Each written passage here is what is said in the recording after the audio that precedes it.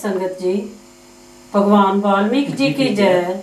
जय गुरुदेव, धन गुरुदेव। ਅੱਜ ਆਪਾਂ ਭਗਵਾਨ ਵਾਲਮੀਕ ਜੀ ਦੀ ਬਾਣੀ ਉੱਪਰ ਵਿਚਾਰ ਕਰਾਂਗੇ, ਜੋ ਕਿ ਨਿਰਵਾਣ ਪ੍ਰਕਰਨ 258 ਵਿੱਚ ਦਰਜ ਹੈ। ਅੱਜ ਦੇ ਇਸ ਪ੍ਰੋਗਰਾਮ ਵਿੱਚ ਮੇਰੇ ਨਾਲ ਹਿੱਸਾ ਲੈ ਰਹੇ ਹਨ ਭਾਈ ਸਾਹਿਬ ਭਾਈ ਬਲਜੀਤ ਸਿੰਘ ਜੀ ਸੋਹਤਾ। ਭਾਈ ਸਾਹਿਬ ਜੀ, ਭਗਵਾਨ ਵਾਲਮੀਕ ਜੀ की जय। गुरमुख प्यारिओ, गुरबाणी के आशे अनुसार कह लो, गुरबाणी की सिक्ख्या अनुसार कह लो, मनुख का जन्म उस मालिक की बंदगी करने वास्ते आपां नूं मिलिया। जिस तरह सतगुरु कबीर साहिब जी ने बाणी अंदर एक जगह ते जिक्र किया, जिस तरह के एक फल दरख्त नालों टुट जावे तां दुनिया की कोई भी ताकत उस फल नूं दोबारा उस दरख्त नाल वापस नहीं लगा सकती।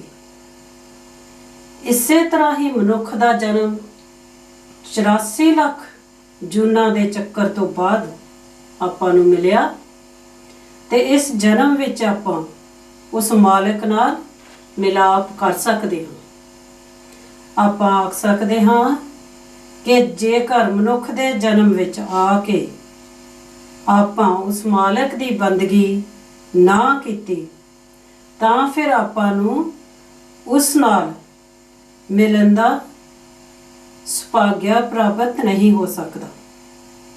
इन्हां धार्मिक ग्रंथां दे अंदर उन्हां मालिक दे प्यारियां दा तजर्बा जां जाति अनुभव लिखिया होया है। गल स्पष्ट है कि उस तजर्बे तो फायदा उठाउण लई उन्हां दी कही हुई गल नूं मन्नण विच लैके आउणा पवेगा।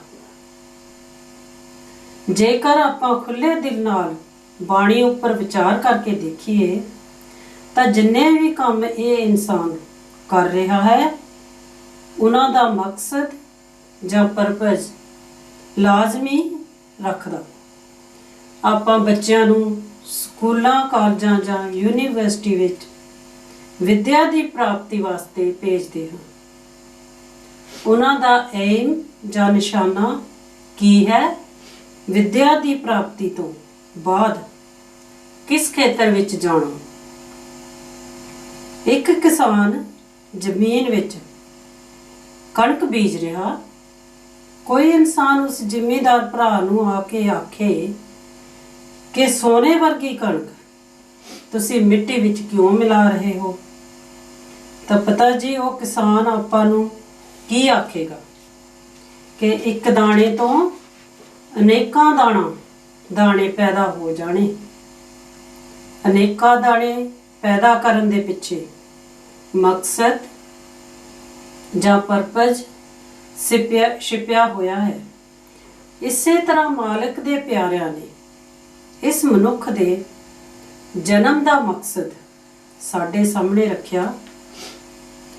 इन्हां सवालों विचों ही जेकर कोई इंसान आपां नूं ये सवाल करे कि तुसी अपने अपने धार्मिक स्थान उपर क्यों जाते हो, उत्थे जाण नाल की हो जाना, जेकर नहीं गए तो की नुकसान होना। मैं बेनती करां 90% साडे विचों इस तरह के इंसान हैं जदों पुछ के वेख लेना कि ग्रंथी साहिबान ने किस शब्द ते विचार कीती, नहीं पता होगा। कई इंसान तो ये भी कहते हैं कि टाइम पास हो जाता। गुरमुख प्यारिओ, जेकर टाइम ही पास हो गया तो फिर पिछे की रह जाएगा। गुरु घर विच जाना टाइम नूं सफल करन लई। जदों टाइम नूं सफल करन दा ख्याल इस इंसान दे मन विच आवेगा तां जिंदगी दा मकसद पता लग जाएगा। कई बार आपां ये भी कहते हुए सुनिया कि गुरु घर विच मन नूं शुद्ध करके ही जाना चाहिए। जेकर मन ही शुद्ध हो गया तो फिर गुरु घर विच जाण दा ਮਕਸਦ ਹੀ ਕੀ ਹੈ। ਗੁਰੂ ਘਰ ਵਿੱਚ ਇਸ ਕਰਕੇ ਜਾਣਾ ਕਿ ਇਸ ਇਨਸਾਨ ਦਾ ਮਨ ਸ਼ੁੱਧ ਹੋ ਸਕੇ। ਮਨ ਦਾ ਸ਼ੁੱਧ ਹੋਣਾ ਹੀ ਇਸ ਇਨਸਾਨ ਦੀ ਜ਼ਿੰਦਗੀ ਦਾ ਮਕਸਦ ਆਖਿਆ ਜਾ ਸਕਦਾ।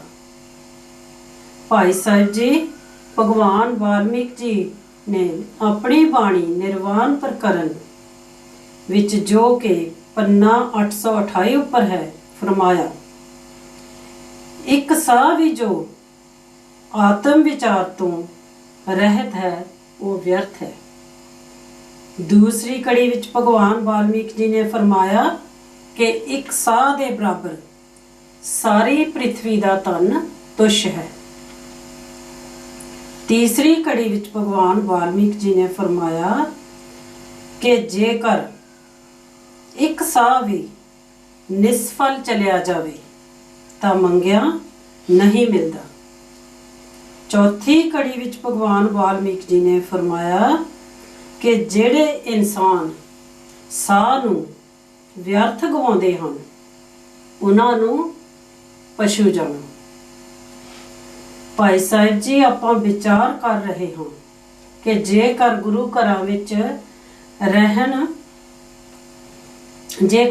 ਘਰਾਂ ਵਿੱਚ ਸਿਰਫ ਸਮਾਂ ਨੂੰ ਪਾਸ ਕਰਨ ਲਈ ਹੀ ਗਏ ਤਾਂ ਫਿਰ ਜ਼ਿੰਦਗੀ ਦੇ ਮਕਸਦ ਵਿੱਚ ਸਫਲ ਨਹੀਂ ਹੋ ਸਕੇਗੇ। ਭਗਵਾਨ ਵਾਲਮੀਕ ਜੀ ਦਾ ਜੋ ਇਹ ਉਪਦੇਸ਼ ਹੈ, ਆਪ ਇਸ ਬਾਰੇ ਬਾਣੀ ਦੇ ਆਸ਼ੇ ਅਨੁਸਾਰ ਕੀ ਕਹਿਣਾ ਚਾਹੁੰਦੇ ਹੋ? ਗੁਰਮੁਖ ਪਿਆਰਿਓ, ਭੈਣ ਜੀ ਅੱਜ ਦੀ ਵਾਰਤਾਲਾਪ ਦੇ ਸੰਬੰਧ ਦੇ ਵਿੱਚ ਥੋੜਾ ਜਿਹਾ ਇਸ਼ਾਰਾ ਆਪਾਂ ਨੂੰ ਦੇ ਗਏ ਕਿ ਇਨਸਾਨ ਦੀ ਜਿਹੜੀ ਜ਼ਿੰਦਗੀ ਆ ਨਾ, ਉਸ ਦਾ ਮਕਸਦ ਜਿਹੜਾ ਉਹ ਕੀ ਆ।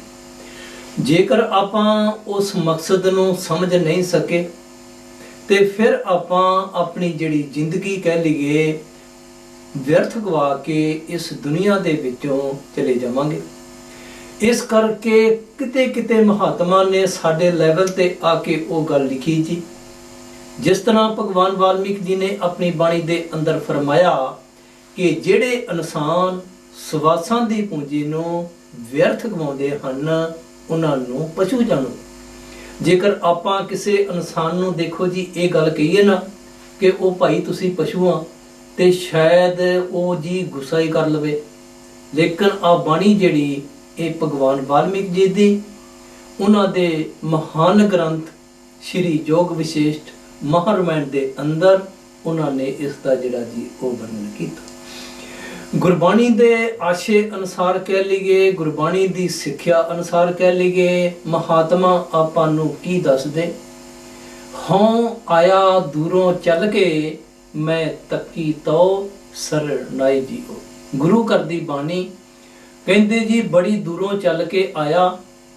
ਇੱਥੇ ਦੂਰੀ ਦਾ ਭਾਵ ਗੁਰੂ ਸਾਹਿਬਾਨ ਦੇ ਦੱਸਣ ਤੋਂ ਕਿ ਇਹ ਜਿਹੜੇ ਆਪਾਂ 84 ਲੱਖ ਜੂਨਾਂ ਦੀ ਗੱਲ ਕਰਦੇ, ਉਹਨਾਂ ਨੇ ਇਸ ਦੇ ਪ੍ਰਤੀ ਜਿਹੜਾ ਜੀ ਉਹ ਸੰਕੇਤ ਦਿੱਤਾ ਕਿ 84 ਲੱਖ ਜੂਨਾਂ ਦੇ ਚੱਕਰ ਤੋਂ ਬਾਅਦ ਇਸ ਇਨਸਾਨ ਦੇ ਜਾਮੇ ਦੀ ਵਾਰੀ ਕਿਸ ਮਕਸਦ ਵਾਸਤੇ ਮਿਲੀ ਜਾਂ ਕਿਸ ਪਰਪਸ ਵਾਸਤੇ ਮਿਲੀ, ਉਸ ਮਾਲਕ ਦੀ ਬੰਦਗੀ ਕਰਕੇ ਉਸ ਦੇ ਨਾਲ ਵਿਸਾਲ ਕਰਨਾ ਆਖਿਆ ਜਾ ਸਕਦਾ।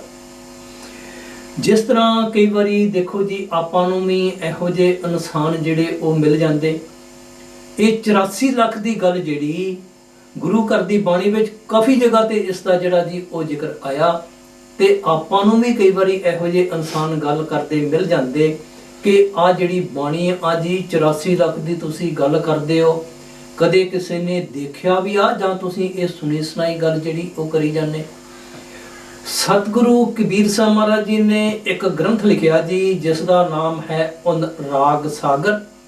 ਉਸ ਦੇ ਅੰਦਰ ਉਹਨਾਂ ਨੇ ਇਹ ਜਿਹੜੀਆਂ ਵੱਖਰੀਆਂ ਵੱਖਰੀਆਂ ਜੂਨਾਂ ਉਹਨਾਂ ਦੇ ਪ੍ਰਤੀ ਉਹਨਾਂ ਨੇ ਜਿਹੜਾ ਜੀ ਉਹ ਜ਼ਿਕਰ ਕੀਤਾ।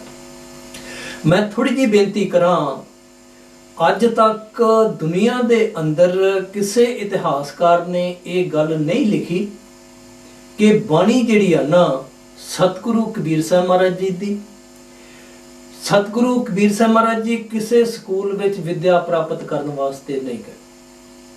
ਕਿਸੇ ਇਤਿਹਾਸਕਾਰ ਨੇ ਇਹ ਨਹੀਂ ਲਿਖਿਆ ਕਿ ਉਹਨਾਂ ਨੇ ਕਿਸੇ ਸਕੂਲ ਤੋਂ ਵਿੱਦਿਆ ਪ੍ਰਾਪਤ ਕੀਤੀ, ਕਿਸੇ ਯੂਨੀਵਰਸਿਟੀ ਤੋਂ ਡਿਗਰੀ ਲਈ ਤੇ ਫਿਰ ਆ ਬਾਣੀ ਜਿਹੜੀ ਜਾਂ 84 ਲੱਖ ਦੀ ਗੱਲ ਆਪਾਂ ਕਰ ਰਹੇ, ਬਾਣੀ ਦੇ ਅੰਦਰ ਉਹਨਾਂ ਨੇ ਜਿਹੜਾ ਜੀ ਉਹ ਜ਼ਿਕਰ ਕਰ ਦਿੱਤਾ।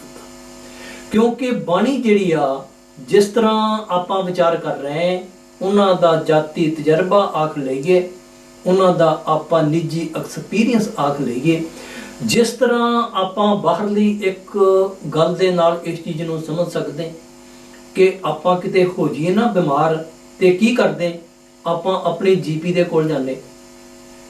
ਕਿਉਂ ਜਾਂਦੇ? ਇਸ ਕਰਕੇ ਜਾਂਦੇ ਕਿ ਉਸ ਨੂੰ ਬਈ ਸਾਡੇ ਸਰੀਰ ਦੇ ਪ੍ਰਤੀ ਗਿਆਨ ਆ, ਨੌਲੇਜ ਆ।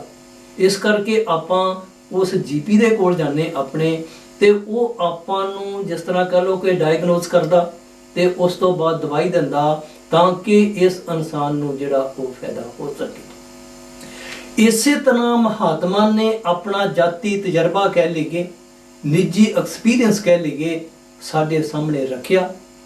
ਵਿਚਾਰ ਕਰਨ ਵਾਲੀ ਇਹ ਗੱਲ ਕਿ ਇਹ ਬਾਣੀ ਜਿਹੜੀ ਆ, ਜਿੰਨਾ ਚਿਰ ਉਹੋ ਜਿਹਾ ਮਹਾਤਮਾ ਇਸ ਦੁਨੀਆ ਦੇ ਅੰਦਰ ਆ ਕੇ ਆਪਾਂ ਨੂੰ ਨਾ ਸਮਝਾਵੇ, ਇਸ ਬਾਣੀ ਦੀ ਸਮਝ ਜਿਹੜੀ ਉਹ ਨਹੀਂ ਆ ਸਕਦੀ। ਮੈਂ ਬਾਹਰਲੀ ਵਿਦਿਆ ਦੀ ਪ੍ਰਤੀ ਗੱਲ ਕਰ ਰਿਹਾ। ਜਿਸ ਤਰ੍ਹਾਂ ਆਪਾਂ ਗੱਲ ਕਰ ਸਕਦੇ ਕਿ ਆਪਾਂ ਡਾਕਟਰ ਦੇ ਕੋਲ ਜਾਂਦੇ, ਇਸੇ ਤਰ੍ਹਾਂ ਜਿਹੜਾ ਇਨਸਾਨ ਵਿਦਿਆ ਦੇ ਅੰਦਰ PhD ਕਰ ਜਾਂਦਾ ਤੇ ਉਹ ਆਪਣੇ ਨਾਂ ਦੇ ਨਾਲ ਡਾਕਟਰ ਲਿਖ ਦਿੰਦਾ ਜੀ, ਤੇ ਉਸ ਤੋਂ ਅੱਗੇ ਜਿਸ ਤਰ੍ਹਾਂ ਉਹ D.Litt ਲਿਖਦੇ, ਭਾਵ ਡਾਕਟਰ ਆਫ ਲਿਟਰੇਚਰ, ਭਾਵ ਇਹ ਜਿਹੜੀ ਉਹ ਗੱਲ ਕਰ ਰਿਹਾ ਨਾ, ਇਹ ਉਸ ਦਾ ਡਾਕਟਰ ਆ। ਇਸੇ ਤਰ੍ਹਾਂ ਗੁਰੂ ਗ੍ਰੰਥ ਸਾਹਿਬ ਦਾ ਜਿਹੜਾ ਉਹ ਟੀਕਾ ਆਪਾਂ ਕਹਿ ਲਈਏ, ਉਸ ਦਾ ਅਨੁਵਾਦ ਕਹਿ ਲਈਏ, ਡਾਕਟਰ ਸਾਹਿਬ ਸਿੰਘ ਜਿਨ੍ਹਾਂ ਨੇ ਆਪਣੇ ਨਾਂ ਦੇ ਨਾਲ D.Litt ਲਿਖਿਆ, ਤੇ ਇਸੇ ਤਰ੍ਹਾਂ ਅੱਜ ਕੱਲ੍ਹ ਹਰਬੰਸ ਸਿੰਘ ਜੀ, ਉਹਨਾਂ ਨੇ ਵੀ ਆਪਣੀ ਗੁਰੂ ਗ੍ਰੰਥ ਸਾਹਿਬ ਦਾ ਟੀਕਾ ਜਿਹੜਾ ਕੀਤਾ, ਤੇ ਹੋਰਨਾਂ ਨੇ ਵੀ ਕਾਫੀ ਨੇ ਟੀਕਾ ਕੀਤਾ। ਦਾਸ ਨੂੰ ਮੌਕਾ ਮਿਲਿਆ ਉਹਨਾਂ ਦਾ ਟੀਕਾ ਪੜ੍ਹਨ ਦੇ ਲਈ, ਲੇਕਿਨ ਆਪਾਂ ਇੱਕ ਪ੍ਰਮਾਣ ਗੁਰਬਾਣੀ ਦੇ ਵਿੱਚੋਂ ਲਵਾਂਗੇ ਕਿ ਗੁਰਬਾਣੀ ਜਿਹੜੀ ਆ, ਜਿੰਨਾ ਚਿਰ ਉਸ ਦਾ ਐਕਸਪੀਰੀਅੰਸ ਨਹੀਂ ਹੋਵੇਗਾ, ਜਿਸ ਤਰ੍ਹਾਂ ਮੈਂ ਬੇਨਤੀ ਕੀਤੀ, ਇਸ ਬਾਣੀ ਨੂੰ ਆਪਾਂ ਸਮਝ ਨਹੀਂ ਸਕਦੇ। ਸਤਿਗੁਰੂ ਨਾਮਦੇਵ ਜੀ ਨੇ ਆਪਣੀ ਬਾਣੀ ਦੇ ਅੰਦਰ ਇੱਕ ਸ਼ਬਦ ਲਿਖਿਆ ਜੀ, ਕਹਿੰਦੇ ਅਣਮੜਿਆ ਮੰਦਲ ਬਾਜੇ। ਮੰਦਲ ਤੋਂ ਭਾਵ ਮਿਰਦਿੰਗ, ਜਿਸ ਨੂੰ ਆਪਾਂ ਕਹਿ ਦਿੰਦੇ, ਢੋਲ ਕਹਿ ਲਓ, ਨਗਾਰਾ ਕਹਿ ਲਓ, ਜਾਂ ਕੋਈ ਇਸ ਤਰ੍ਹਾਂ ਦਾ ਹੋਰ ਇਨਸਟਰੂਮੈਂਟ ਤਬਲੇ ਦੀ ਆਪਾਂ ਗੱਲ ਕਰ ਲੈਂਦੇ। ਸਤਿਗੁਰੂ ਨਾਮਦੇਵ ਜੀ ਨੇ ਉੱਥੋਂ ਸ਼ਬਦ ਲੈ ਕੇ ਆਂਦਾ ਕਿ ਉਹਨਾਂ ਦਾ ਇਹ ਆਪਣਾ ਅਨੁਭਵ, ਨਿੱਜੀ ਐਕਸਪੀਰੀਅੰਸ ਜਿਸ ਨੂੰ ਆਪਾਂ ਆਖ ਸਕਦੇ ਹਾਂ। ਕੀ ਫਰਮਾਇਆ? ਕਹਿੰਦੇ ਅਣਮੜਿਆ ਮੰਦਲ ਬਾਜੇ। ਹਾਲੇ ਕਿ ਹੋ ਨਹੀਂ ਸਕਦਾ, ਜੇਕਰ ਆਪਾਂ ਟੀਕਾਕਰਾਂ ਦੀ ਗੱਲ ਕਰ ਲਈਏ, ਜਿਹੜੇ ਆਪਣੇ ਨਾਂ ਨਾਲ D.Litt ਲਿਖਦੇ ਆ ਨਾ, ਕਿਤੇ ਉਹਨਾਂ ਦੇ ਅਰਥ ਕੀਤੇ ਹੋਏ ਵੇਖਣੇ, ਇਸ ਦੇ ਅਰਥ ਨਹੀਂ ਕਰ ਸਕਣਗੇ। ਕਹਿੰਦੇ ਸਤਿਗੁਰੂ ਨਾਮਦੇਵ ਜੀ ਕਹਿੰਦੇ ਉਹ ਮੜਿਆ ਹੋਇਆ ਨਹੀਂ, ਲੇਕਿਨ ਉਸ ਦੇ ਵਿੱਚੋਂ ਆਵਾਜ਼ ਆ ਰਹੀ। ਆਪਾਂ ਨੂੰ ਪਤਾ ਕਿ ਜੇਕਰ ਉਹ ਮੜਿਆ ਹੋਇਆ ਨਹੀਂ ਤੇ ਉਸ ਦੇ ਵਿੱਚੋਂ ਆਵਾਜ਼ ਜਿਹੜੀ ਉਹ ਨਹੀਂ ਆ ਸਕਦੀ, ਲੇਕਿਨ ਸਤਿਗੁਰੂ ਨਾਮਦੇਵ ਜੀ ਕਹਿੰਦੇ ਕਿ ਬਈ ਉਸ ਦੇ ਵਿੱਚੋਂ ਆਵਾਜ਼ ਜਿਹੜੀ ਉਹ ਆ ਰਹੀ। ਅਣਮੜਿਆ ਮੰਦਲ ਬਾਜੇ, ਬਿਨ ਸਾਵਣ ਘਨ ਹਰ ਗਾਜੇ। ਘਨ ਹਰ ਕਹਿੰਦੇ ਬੱਦਲਾਂ ਦੀ, ਜਿਸ ਤਰ੍ਹਾਂ ਆਪਾਂ ਗਰਜ ਕਹਿ ਲਈਏ, ਜਿਸ ਤਰ੍ਹਾਂ ਆਪਾਂ ਥੰਡਰ ਸਟੋਰਮ ਕਹਿੰਦੇ ਆ ਨਾ, ਕਈ ਵਾਰੀ ਜਦੋਂ ਬੱਦਲ ਜਿਹੜੇ ਆ ਉਹ ਬਰਸਣ ਤੋਂ ਪਹਿਲਾਂ ਉਹਨਾਂ ਦੇ ਅੰਦਰ, ਇੱਥੇ ਸ਼ਾਇਦ ਘੱਟ ਆ, ਲੇਕਿਨ ਆਪਾਂ ਇੰਡੀਆ ਦੀ ਗੱਲ ਕਰਦੇ, ਜਦੋਂ ਬੱਦਲ ਬਰਸਣ ਲੱਗਦੇ ਤੇ ਉਹਨਾਂ ਦੇ ਵਿੱਚ ਗਰਜ ਜਿਹੜੀ ਉਹ ਪੈਦਾ ਹੁੰਦੀ। ਲੇਕਿਨ ਸਤਿਗੁਰੂ ਨਾਮਦੇਵ ਜੀ ਕਹਿੰਦੇ ਕਿ ਬਿਨ ਸਾਵਣ ਘਨ ਹਰ ਗਾਜੇ, ਕਹਿੰਦੇ ਬੱਦਲ ਨਹੀਂ ਹੋਏ ਲੇਕਿਨ ਆਵਾਜ਼ ਆ ਰਹੀ। ਅਗਲੀ ਅੱਧੀ ਕੜੀ ਦੇ ਵਿੱਚ ਕੀ ਫਰਮਾਇਆ ਸਤਿਗੁਰੂ ਨਾਮਦੇਵ ਜੀ ਨੇ? ਕਹਿੰਦੇ ਬਾਦਲ ਬਿਨ ਬਰਖਾ ਹੋਈ। ਕਦੇ ਹੋ ਨਹੀਂ ਸਕਦਾ, ਸੂਰਜ ਚੜਿਆ ਹੋਵੇ ਨਾ ਤੇ ਕੋਈ ਇਨਸਾਨ ਆਪਾਂ ਨੂੰ ਇਹ ਗੱਲ ਕਹੇ ਕਿ ਬਾਹਰ ਜਿਹੜੀ ਜੀ ਉਹ ਮੀਂਹ ਪੈ ਰਿਹਾ, ਤੇ ਆਪਾਂ ਕਹਾਂਗੇ ਸ਼ਾਇਦ ਯਾਰ ਇਹਦਾ ਜਿਹੜਾ ਬ੍ਰੇਨ ਆ ਨਾ ਉਹ ਕੋਈ ਜ਼ਿਆਦਾ ਕੰਮ ਨਹੀਂ ਕਰ ਰਿਹਾ। ਲੇਕਿਨ ਸਤਿਗੁਰੂ ਨਾਮਦੇਵ ਜੀ ਕਹਿ ਰਹੇ ਕਿ ਬਾਦਲ ਬਿਨ ਬਰਖਾ ਹੋਈ, ਜਿਉਂ ਤਤ ਵਿਚਾਰੇ ਹੋਈ। ਕਹਿੰਦੇ ਤਤ ਨੂੰ ਸਮਝਣਾ ਪਵੇਗਾ, ਬਾਣੀ ਕਿੱਥੋਂ ਦੀ ਗੱਲ ਜਿਹੜੀ ਉਹ ਕਰ ਰਹੀ। ਇਸ ਕਰਕੇ ਹਰੇਕ ਮਹਾਤਮਾ ਨੇ ਆਪਣੀ ਬਾਣੀ ਦੇ ਅੰਦਰ ਜਿਹੜਾ ਇਸ ਇਨਸਾਨ ਨੂੰ ਸੋਝੀ ਦੇਣ ਦੀ ਕੋਸ਼ਿਸ਼ ਕੀਤੀ ਕਿ ਬਈ ਉਸ ਮਾਲਕ ਦੀ ਕਿਹੜੀ ਭਗਤੀ ਕਰਕੇ, ਕਿਹੜੀ ਬੰਦਗੀ ਕਰਕੇ ਆਪਾਂ ਉਸ ਦੇ ਨਾਲ ਜਿਹੜਾ ਉਹ ਮਿਲਾਪ ਕਰ ਸਕਦੇ ਹਾਂ। ਭਗਵਾਨ ਵਾਲਮੀਕ ਜੀ ਦੀ ਬਾਣੀ ਦੇ ਉੱਪਰ ਆਪਾਂ ਵਿਚਾਰ ਕਰਾਂਗੇ। ਭਗਵਾਨ ਵਾਲਮੀਕ ਜੀ ਨੇ ਆਪਣੇ ਇੱਕ ਸ਼ਬਦ ਦੇ ਅੰਦਰ ਲਿਖਿਆ ਜੀ, ਕਹਿੰਦੇ ਜਿਤਨੇ ਦਾਨ ਅਤੇ ਤੀਰਥਾਂ ਦੇ ਸਾਧਨ ਹਨ, ਉਹਨਾਂ ਤੋਂ ਪ੍ਰਮਾਤਮਾ ਦੀ ਪ੍ਰਾਪਤੀ ਨਹੀਂ ਹੋ ਸਕਦੀ। ਮਕਸਦ ਇਸ ਇਨਸਾਨ ਦਾ, ਕਿਉਂਕਿ ਆਪਾਂ 84 ਲੱਖ ਜੂਨਾਂ ਦੀ ਗੱਲ ਜਿਹੜੀ ਉਹ ਕਰ ਚੁੱਕੇ, ਵਾਰੀ ਕਿਸ ਮਕਸਦ ਵਾਸਤੇ ਆਈ? ਉਸ ਮਾਲਕ ਦੀ ਬੰਦਗੀ ਕਰਨ ਵਾਸਤੇ, ਉਸ ਦੇ ਨਾਲ ਮਿਲਾਪ ਕਰਨ ਵਾਸਤੇ। ਲੇਕਿਨ ਭਗਵਾਨ ਵਾਲਮੀਕ ਜੀ ਆਪਣੀ ਬਾਣੀ ਦੇ ਅੰਦਰ ਕੀ ਫਰਮਾ ਰਿਹਾ ਹੈ? ਕਹਿੰਦੇ ਜਿਤਨੇ ਦਾਨ ਅਤੇ ਤੀਰਥਾਂ ਦੇ ਸਾਧਨ ਹਨ, ਉਹਨਾਂ ਤੋਂ ਆਤਮ ਪਦ ਦੀ ਪ੍ਰਾਪਤੀ ਨਹੀਂ ਹੋ ਸਕਦੀ। ਹੁਣ ਕੋਈ ਇਨਸਾਨ ਆਪਾਂ ਨੂੰ ਇਹ ਸਵਾਲ ਕਰੇ ਜੀ ਕਿ ਤੁਸੀਂ ਆਹ ਗੱਲ ਤੇ ਕਹਿਤੀ ਕਿ ਭਗਵਾਨ ਵਾਲਮੀਕ ਜੀ ਦੀ ਬਾਣੀ ਦੇ ਅਨੁਸਾਰ ਜਿੰਨੇ ਵੀ ਦਾਨ ਅਤੇ ਤੀਰਥਾਂ ਦੇ ਸਾਧਨ ਤੋਂ ਭਾਵ ਕਿ ਉਹਨਾਂ ਸਰੋਵਰਾਂ ਦੇ ਉੱਪਰ ਜਿਸ ਤਰ੍ਹਾਂ ਆਪਾਂ 68 ਤੀਰਥਾਂ ਦੀ ਗੱਲ ਕਰ ਲਈਏ, ਕਹਿੰਦੇ ਉਹਨਾਂ ਦੇ ਵਿੱਚ ਇਸ਼ਨਾਨ ਕਰਨ ਨਾਲ ਕਹਿ ਲਓ ਜਾਂ ਉੱਥੇ ਜਾ ਕੇ ਬਾਹਰੀ ਕਰਮਕਾਂਡ ਕਰਨ ਦੇ ਨਾਲ ਉਸ ਮਾਲਕ ਦੀ ਪ੍ਰਾਪਤੀ ਜਿਹੜੀ ਭਗਵਾਨ ਵਾਲਮੀਕ ਜੀ ਕਹਿੰਦੇ ਨਹੀਂ ਹੋ ਸਕਦੀ। ਅਗਲੀ ਅੱਧੀ ਕੜੀ ਦੇ ਵਿੱਚ ਭਗਵਾਨ ਵਾਲਮੀਕ ਜੀ ਨੇ ਕੀ ਫਰਮਾਇਆ? ਕਹਿੰਦੇ ਪਰਮਾਤਮਾ ਦੀ ਪ੍ਰਾਪਤੀ ਸਾਧੂ ਸੰਗ ਤੋਂ ਹੁੰਦੀ ਹੈ। ਕਹਿੰਦੇ ਕਰਮਕਾਂਡ ਕਰਨ ਦੇ ਨਾਲ ਨਹੀਂ ਮਿਲ ਸਕੋਗੇ, ਆਪਣੇ ਜ਼ਿੰਦਗੀ ਦੇ ਮਕਸਦ ਨੂੰ ਪੂਰਾ ਨਹੀਂ ਕਰ ਸਕੋਗੇ। ਕਹਿੰਦੇ ਸਾਧੂ ਦਾ ਜਿੰਨਾ ਚਿਰ ਸੰਗ ਨਹੀਂ ਮਿਲੇਗਾ, ਉਸ ਦੀ ਸੰਗਤ ਨਹੀਂ ਮਿਲੇਗੀ, ਕਹਿੰਦੇ ਉਸ ਮਾਲਕ ਦੇ ਨਾਲ ਮਿਲਾਪ ਨਹੀਂ ਹੋ ਸਕੇਗਾ। ਤੇ ਫਿਰ ਜਿਹੜਾ ਜ਼ਿੰਦਗੀ ਦਾ ਜਿੱਥੋਂ ਆਪਾਂ ਗੱਲ ਸ਼ੁਰੂ ਕੀਤੀ, ਮਕਸਦ ਜਿਹੜਾ ਉਹ ਪੂਰਾ ਨਹੀਂ ਹੋ ਸਕੇਗਾ। ਇੱਥੇ ਆ ਕੇ ਆਪਾਂ ਥੋੜੀ ਜਿਹੀ ਵਿਚਾਰ 'ਚ ਪੈ ਗਏ ਕਿ ਅੱਜ ਤੱਕ ਆਪਾਂ ਤੇ ਇਹੋ ਹੀ ਸੋਚਦੇ ਰਹੇ ਕਿ ਵੀ ਗੁਰੂ ਘਰ ਦੇ ਵਿੱਚ ਗਏ, ਮੱਥਾ ਟੇਕਿਆ, ਪ੍ਰਸ਼ਾਦ ਲਿਆ, ਘਰ ਨੂੰ ਆ ਗਏ ਤੇ ਜ਼ਿੰਦਗੀ ਜਿਹੜੀ ਉਹ ਸਫਲਿਆ, ਉਸ ਦੇ ਨਾਲ ਜਿਹੜਾ ਉਹ ਮਿਲਾਪ ਹੋ ਗਿਆ। ਲੇਕਿਨ ਆਪਾਂ ਥੋੜੀ ਜਿਹੀ ਵਿਚਾਰ ਕਰਕੇ ਦੇਖੀਏ, ਮਹਾਤਮਾ ਦੀ ਬਾਣੀ ਦੇ ਅਨੁਸਾਰ ਆਪਾਂ ਜਿਸ ਤਰ੍ਹਾਂ ਸਾਇੰਟਿਸਟ ਆ ਨਾ ਬਾਹਰਲੀ ਦੁਨੀਆ ਦੇ ਅੰਦਰ, ਤੇ ਉਹ ਇੱਕ ਬੀਜ ਹੋਵੇ ਨਾ, ਤੇ ਉਸ ਬੀਜ ਦੇ ਵਿੱਚੋਂ ਕਿਸ ਤਰ੍ਹਾਂ ਦਾ ਪੌਦਾ ਜਿਹੜਾ ਉਹ ਨਿਕਲਣਾ, ਉਤਪੰਨ ਹੋਣਾ, ਉਹ ਸਾਇੰਟਿਸਟ ਆਪਾਂ ਨੂੰ ਦੱਸ ਦਿੰਦੇ ਕਿ ਆ ਜਿਹੜਾ ਬੀਜ ਆ ਨਾ, ਇਸ ਦੇ ਵਿੱਚੋਂ ਇਸ ਤਰ੍ਹਾਂ ਦਾ ਪੌਦਾ ਜਿਹੜਾ ਉਹ ਪੈਦਾ ਹੋਵੇ। ਲੇਕਿਨ ਸੰਤ ਦੇ ਆਪਾਂ ਸਾਧੂ ਦੀ ਸੰਗਤ ਕਿਉਂ ਕਰਨੀ? ਉਹ ਆਪਾਂ ਨੂੰ ਕਰਮਾਂ ਦੇ ਸਿਧਾਂਤ ਦੇ ਪ੍ਰਤੀ ਸੁਚੇਤ ਕਰਾਵੇਗਾ ਕਿ ਜਿਹੜੇ ਤੁਸੀਂ ਇੱਥੇ ਆ ਕੇ ਕਰਮ ਕਰ ਰਹੇ ਹੋ ਨਾ, ਉਹਨਾਂ ਕਰਮਾਂ ਦੇ ਵਿੱਚੋਂ ਕਿਸ ਤਰ੍ਹਾਂ ਦਾ ਬੀਜ ਨਿਕਲੇਗਾ। ਜਿਹੜੇ ਉਸ ਚੀਜ਼ ਨੂੰ ਸਮਝਣ ਦੇ ਵਿੱਚ ਸਫਲ ਹੋ ਗਏ, ਉਹਨਾਂ ਨੂੰ ਆਪਾਂ ਸਾਧੂ ਆਖ ਸਕਦੇ ਹਾਂ, ਉਹਨਾਂ ਨੂੰ ਆਪਾਂ ਜੀ ਉਹ ਸੰਤ ਆਖ ਸਕਦੇ। ਕੀ ਕਿਸੇ ਹੋਰ ਮਹਾਤਮਾ ਨੇ ਵੀ ਸਾਧੂ ਦੀ ਗੱਲ ਕੀਤੀ? ਜਿਸ ਤਰ੍ਹਾਂ ਕਈ ਵਾਰੀ ਆਪਾਂ ਗੱਲ ਕਰ ਲਈਏ ਜੀ ਕਿ ਵੀ ਬਾਣੀ ਜਿਹੜੀ ਆ ਨਾ, ਉਹ ਕਿਸੇ ਮਹਾਤਮਾ ਦੀ ਆਪਾਂ ਲੈ ਲਈਏ, ਉਸ ਦੇ ਅੰਦਰ ਇਹ ਵਡਿਆਈ ਹੋਵੇਗੀ, ਇਹ ਖਾਸੀਅਤ ਹੋਵੇਗੀ, ਇਹ ਗੁਣ ਹੋਵੇਗਾ ਕਿ ਉਹ ਆਪਾਂ ਨੂੰ ਇੱਕ ਚੀਜ਼ ਜਿਹੜੀ ਦੱਸੇਗੀ। ਭਗਵਾਨ ਵਾਲਮੀਕ ਜੀ ਨੇ ਸਾਧੂ ਦੀ ਗੱਲ, ਭਗਵਾਨ ਵਾਲਮੀਕ ਜੀ ਨੇ ਸੰਤ ਦੀ ਗੱਲ ਜਿਹੜੀ ਉਹ ਤ੍ਰੇਤਾ ਯੁੱਗ ਦੇ ਵਿੱਚ ਵਰਣਨ ਕੀਤੀ। ਸਤਿਗੁਰੂ ਰਵਿਦਾਸ ਜੀ ਨੇ ਆਪਣੇ ਸਮੇਂ ਦੇ ਅੰਦਰ ਆ ਕੇ ਉਸੇ ਚੀਜ਼ ਨੂੰ, ਉਸੇ ਸਚਾਈ ਨੂੰ ਦੁਨੀਆ ਦੇ ਸਾਹਮਣੇ ਰੱਖਿਆ। ਕੀ ਫਰਮਾਇਆ? ਕਹਿੰਦੇ ਸਾਧੂ ਕੀ ਜੋ ਲੇਹ ਓਟ, ਜੋ ਲਫ਼ਜ਼ ਵਰਤਿਆ।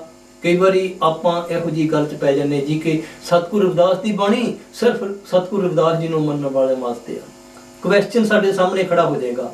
ਸਤਿਗੁਰੂ ਰਵਿਦਾਸ ਜੀ ਮਹਾਰਾਜ ਜੀ ਦੀ ਆ ਕੜੀ ਜਿਹੜੀ ਆ ਨਾ, ਇਹ ਆਪਾਂ ਨੂੰ ਚੇਤਾਵਨੀ ਦੇਵੇਗੀ ਕਿ ਉਹ ਭਾਈ ਇਹ ਗੱਲ ਕਹਿਣ ਤੋਂ ਪਹਿਲਾਂ ਸੋਚ ਲਓ ਕਿ ਸਤਿਗੁਰੂ ਰਵਿਦਾਸ ਜੀ ਦੀ ਬਾਣੀ ਜਿਹੜੀ ਉਹ ਸਿਰਫ ਉਹਨਾਂ ਨੂੰ ਮੰਨਣ ਵਾਲਿਆਂ ਵਾਸਤੇ ਨਹੀਂ। ਇਸੇ ਤਰ੍ਹਾਂ ਭਗਵਾਨ ਵਾਲਮੀਕ ਜੀ ਦੀ ਬਾਣੀ ਜਿਹੜੀ ਉਹ ਸਿਰਫ ਭਗਵਾਨ ਵਾਲਮੀਕ ਜੀ ਨੂੰ ਮੰਨਣ ਵਾਲਿਆਂ ਵਾਸਤੇ ਨਹੀਂ। ਸਤਿਗੁਰੂ ਰਵਿਦਾਸ ਜੀ ਨੇ ਕੀ ਫਰਮਾਇਆ? ਕਹਿੰਦੇ ਸਾਧੂ ਕੀ ਜੋ ਲੇਹ ਓਟ, ਕਹਿੰਦੇ ਜਿਸਨੇ ਵੀ ਸਾਧੂ ਦੀ ਓਟ ਲਈ, ਤੇਰੇ ਮਿਟੇ ਪਾਪ ਸਭ ਕੋਟ ਕੋਟ।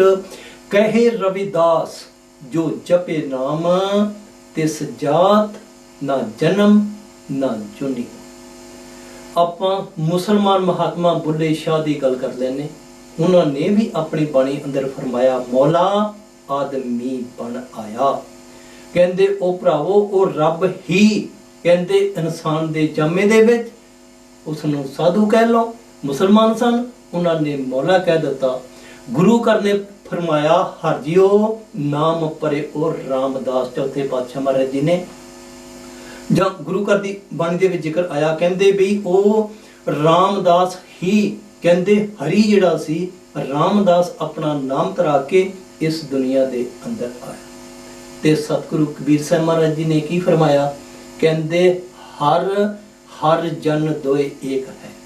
ਕਹਿੰਦੇ ਹਰੀ ਤੇ ਹਰੀ ਦੇ ਜਨ, ਜਿਸ ਨੂੰ ਸਾਧੂ ਕਹਿ ਲਓ, ਜਿਸ ਨੂੰ ਸੰਤ ਕਹਿ ਲਓ। ਇਸ ਕਰਕੇ ਬਿਬ ਵਿਚਾਰ ਕਿਛ ਨਾਹੀ, ਜਲ ਤੇ ਉਪਜ ਤਰੰਗ ਜਿਉ ਜਲ ਹੀ ਮਹਿ ਸਮਾਏ। ਇਸ ਕਰਕੇ ਭਗਵਾਨ ਵਾਲਮੀਕ ਜੀ ਨੇ ਆਪਣੀ ਬਾਣੀ ਦੇ ਅੰਦਰ ਕੀ ਫਰਮਾਇਆ, ਕਹਿੰਦੇ ਜ਼ਿੰਦਗੀ ਦੇ ਮਕਸਦ ਨੂੰ ਸਮਝਣਾ ਚਾਹੁੰਦੇ ਹੋ, ਜ਼ਿੰਦਗੀ ਨੂੰ ਸਫਲ ਕਰਨਾ ਚਾਹੁੰਦੇ ਹੋ, ਤੇ ਫਿਰ ਬਈ ਸਾਧੂ ਦੇ ਸੰਗ ਤੋਂ ਬਗੈਰ ਗੱਲ ਜਿਹੜੀ ਉਹ ਨਹੀਂ ਬਣ ਸਕਦੀ। ਤੀਰਥਾਦਿਕ ਸਾਧਨ ਦੇ ਸੰਬੰਧ ਦੇ ਵਿੱਚ ਭਗਵਾਨ ਵਾਲਮੀਕ ਜੀ ਨੇ ਜੋ ਲਿਖਿਆ, ਤੇ ਫਿਰ ਗੁਰੂ ਘਰ ਨੇ ਆਪਣੀ ਬਾਣੀ ਦੇ ਅੰਦਰ ਬਹੁਤ ਸਮਾਂ ਬਾਅਦ ਵਿੱਚ ਆ ਕੇ ਇਸ ਚੀਜ਼ ਦਾ ਵਰਣਨ ਕੀਤਾ ਜੀ।